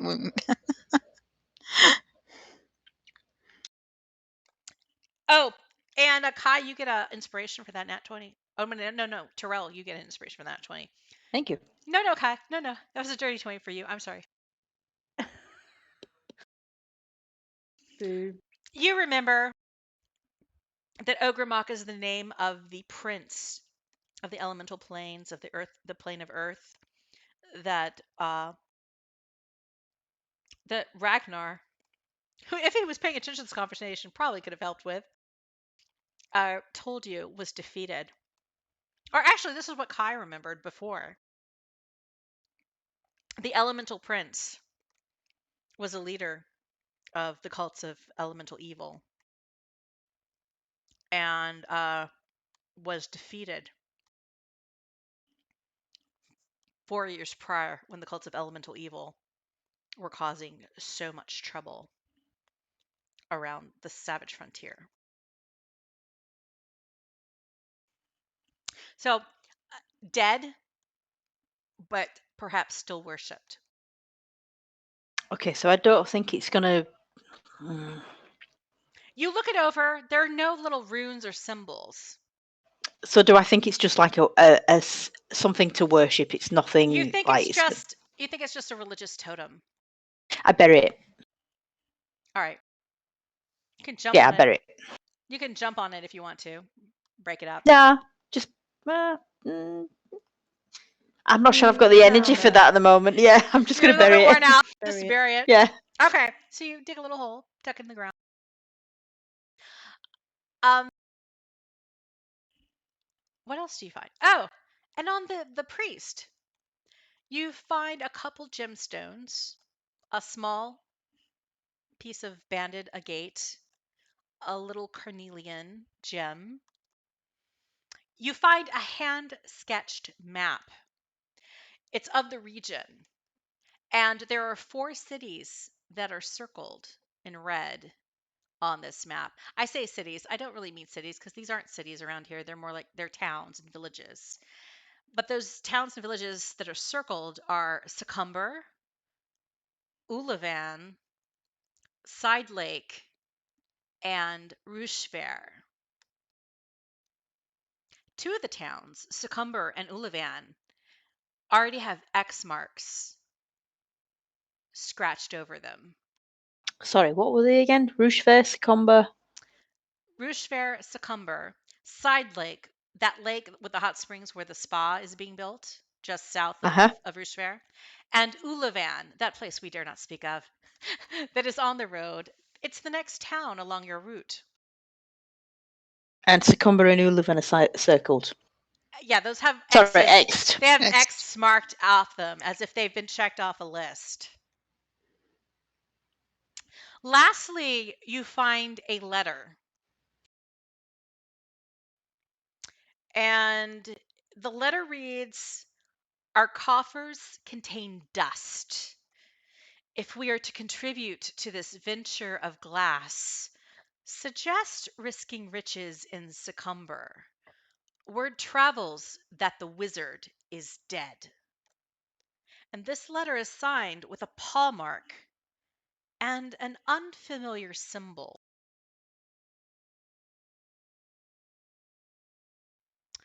And I will show you that unfamiliar symbol. And I will put all of this junk into your party inventory as soon as I get my act together.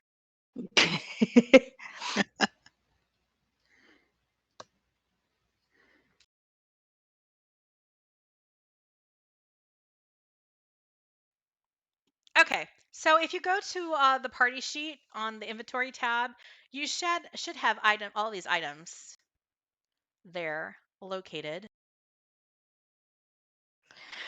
But it occurs to me that you might not be able to read the description of the letter at this point. No, it's blank. All right, in that case, I'm going to change some stuff about it so that you can read that. I guess we take the salt because that'd be useful anyway.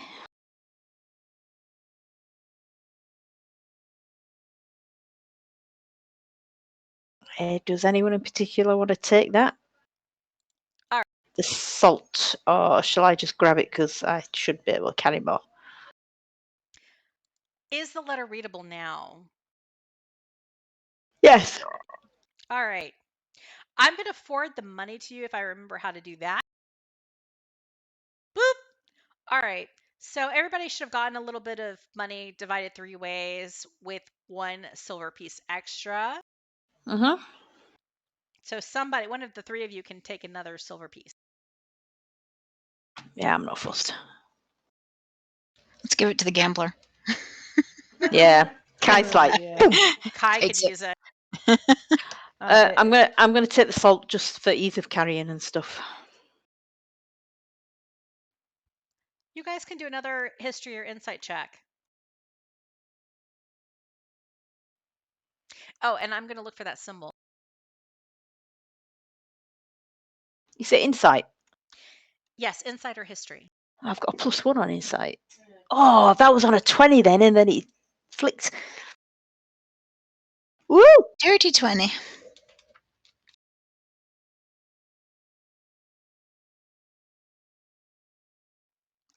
Apparently, I did not bookmark the thing that I was going to share with you. It's coming to me. It's coming to me. So I have to find it. All of you get this anyhow, but I'm accidentally opening things. Oh my goodness.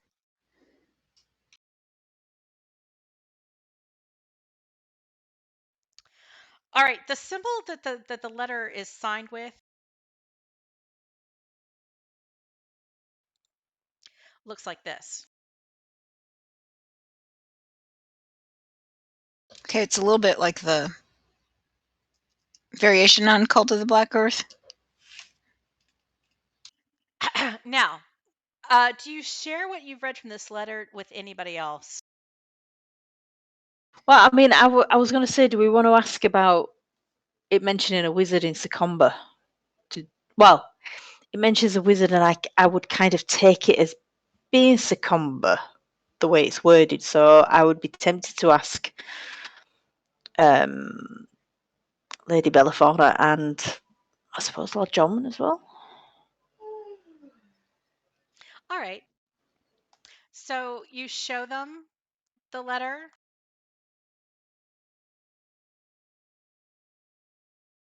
Yeah, Yeah, I see no reason not to.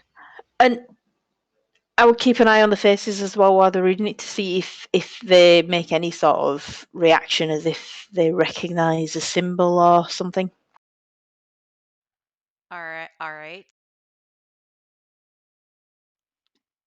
At reading about the wizard, Lady Bellefauna immediately wonders if she says that she was, and she says this like kind of sotto voce. You remember I had potential business with a wizard in Succumber to sell an item potentially?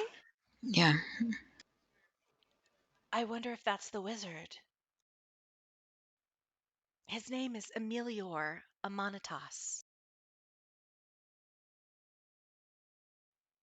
He was very powerful, but he was also pretty old. I wonder if that was him. We'll find out soon enough. Since we're headed to Succumber, you have business there.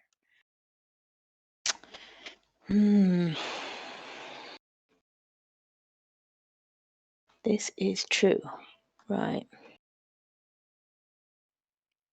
Lord Sort of Jomont, alarmed. I'm alarmed about the crossed out. What does that mean? Does that mean they've gone there and Done something, done something wiped it bad? out, the other thing. got it set up, With put your googly insight eye rocks in it. checks, Yelena, you wonder, because you see that it's signed with a paw mark, you wonder if this letter isn't from that Tabaxi druid who was giving out the pet rocks at the festival. Well, that certainly seems suspicious, doesn't it? Just a tiny bit.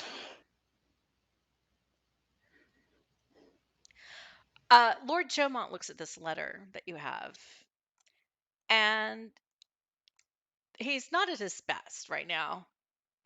And at first he just kind of squints at it, and he's just frowning over what has happened and the information it contains. But after a moment, his eyes kind of widen,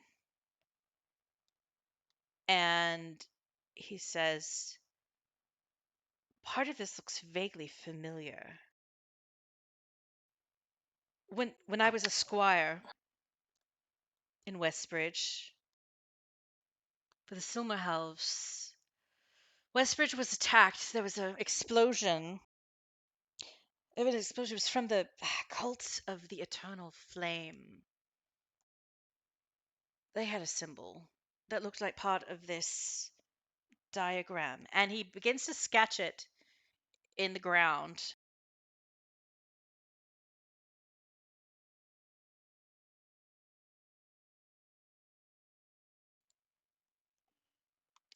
This symbol. Okay. It looks like part of this symbol here is the cult of the Eternal Flame. So we've got a cult merger. They were terrible. Looks like it. But it looks like so it's a combination of the Black Earth symbol and the Eternal Flame symbol. I seem to have lost my other symbols. I mean, the only reason I have that other symbol is because I sketched it down. I'm sure it's in our Because you had the rock. It's online. I've got I one the rock. somewhere. I got one somewhere. Let me see. I'm sure it's in this cool program someplace that I haven't gone digging for it. Do I take good notes? No, but I do draw little doodles. Well, that's better than I do. I'm too busy typing notes down. See, you're typing notes. I feel very bad.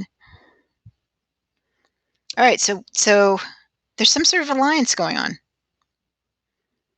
Okay, there's the Black Earth one. Yeah, there it is. It's not like the original one, but it's one of them. Mm-hmm. Okay, and can you put up the one that was on the letter again for us? I mean, I don't disbelieve. I'm just curious. That's all. Oh yeah. And Jomont looks very shaken by this. The eternal flame did so much damage. It was like a bomb, an explosion at Westbridge, and fires for days that we had to fight back. Countless people died. You don't think that they're back, do you? Do you? Looks like they've got a merger. And while he's standing by you, you hear Jomont ask a question. It makes me remember. Grimm's crashed. Oh no! Can she still hear, or has just her fantasy grounds nothing. crashed? No, computer completely crashed. Oh, no. Blue screen with a sad face on. Oh no! Yeah. No. Oh no, indeed. Well, if that's the case, Yeah. because Me. maybe we should hold off this question that Jomont's getting ready to ask until next session. Yeah. Yeah. I think it's gonna have to be. Okay. Yeah. Well, Okie normally dokie. at the end of the session, and I really did not intend for the combat to maybe take that whole time, but I guess I should have known better, shouldn't I? But it's been a while since we've had like a combat, I and don't think we didn't have anything last time, so yeah, you made up for it. I think a combat that lasts just just a session is absolutely fine. I mean, this Yeah, could have me gone too. on for like 3 weeks. and you've been a 3 little sessions, bit couldn't it? sparse. We had that confrontation with Sean the Hermit, but that wasn't like a total combat, really. It was more like a little contretemps, a little skirmish, not a full blowout of people fighting each other. So I guess that was catching up a little bit on the battle, and maybe you guys have like finally gotten that kind of feet wet back in the whole fighting, doing the actions of your characters, since we haven't really had a chance to use a lot of them for at least 9 months, almost a year. Yeah. Normally we'd do like the roses and thorns and whatever, but with Grim gone, maybe we shouldn't. Mm. I don't know. I guess I'm like wondering, how was the combat for you guys? Oh, it's fun. I would probably did not quite need that many. I think we could have left the farm animals out of it. Yeah, that was Although that was kind of hilarious. that was strategic on my part. Uh-huh. I kind of like under other circumstances there wouldn't have been any of the caravan people or the animals there, but it was to make things a little bit trickier for you guys. But it made for a lot of people to cipher through during the combat. And so it wasn't quite as fluid as it could have been, probably. And we didn't remotely get as far as I hoped we would get today. I mean, I really genuinely thought maybe, just maybe, the combat would be like 1 hour long and we would get all the way to Succumber. You are with all them little tiny rocks that we could With all the little tiny rocks. I don't know what I was thinking. I don't know. I think I forgot how many hit points I gave those damn rocks. I think that's what it was. Yeah, I want to know, where did all them goblins go, or did they just run away to make the combat shorter? They just ran away. I mean, there's things and stuff, but they're goblins. There's certain things that combat that would have never run away, like the priests would have never run away. But goblins, being goblins, at a certain point, they're like, yeah, I was having fun, but now this is getting a little bit too real, and I'm going to go find something else to do. Yeah, we'll leave it up to the rocks. Yeah. Yeah. Let the rocks Okay. handle it.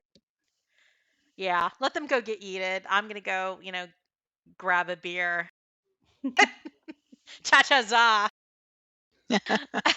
Well, unless there's anything else, any other feedback about next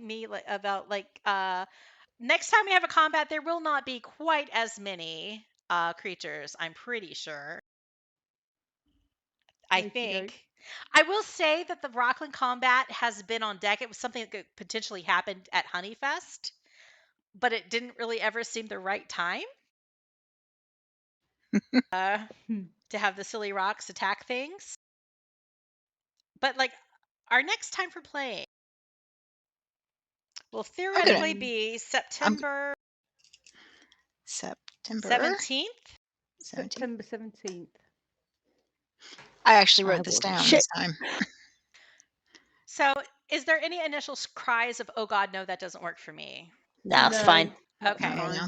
So we will pencil that in September 17th as the next session for session 6 of this. And I guess I get to find out now that you guys don't have your voices recorded for the first half of this session. I'm pretty sure that that's what's happened, and I'm going to have to do a summary for this episode as well. Yay! At least the first half. But thank you, Vaughn. Thank you for pointing out that the sound wasn't working for them, because it's more important that we have that than the Syrinscape music. But hey, you guys had the music. Did the combat music make you feel more stressed during the combat? It was fun. Although that was hilarious is because it lasted the whole time, and right there at the end, we switched to the calm horns in the background. It's like, oh, tonal Hi. shift. Hey, well, nobody's dying anymore. Yeah. It's time for deep thinking and binding the wounds and I guess enjoying the sunrise. Oh, you will get a long rest. So I'm going to go ahead and give a Thank long you. rest, Yay! but we will take up again next time with whatever question Lord Jimont was getting ready to ask. Okey-doke. And that's it.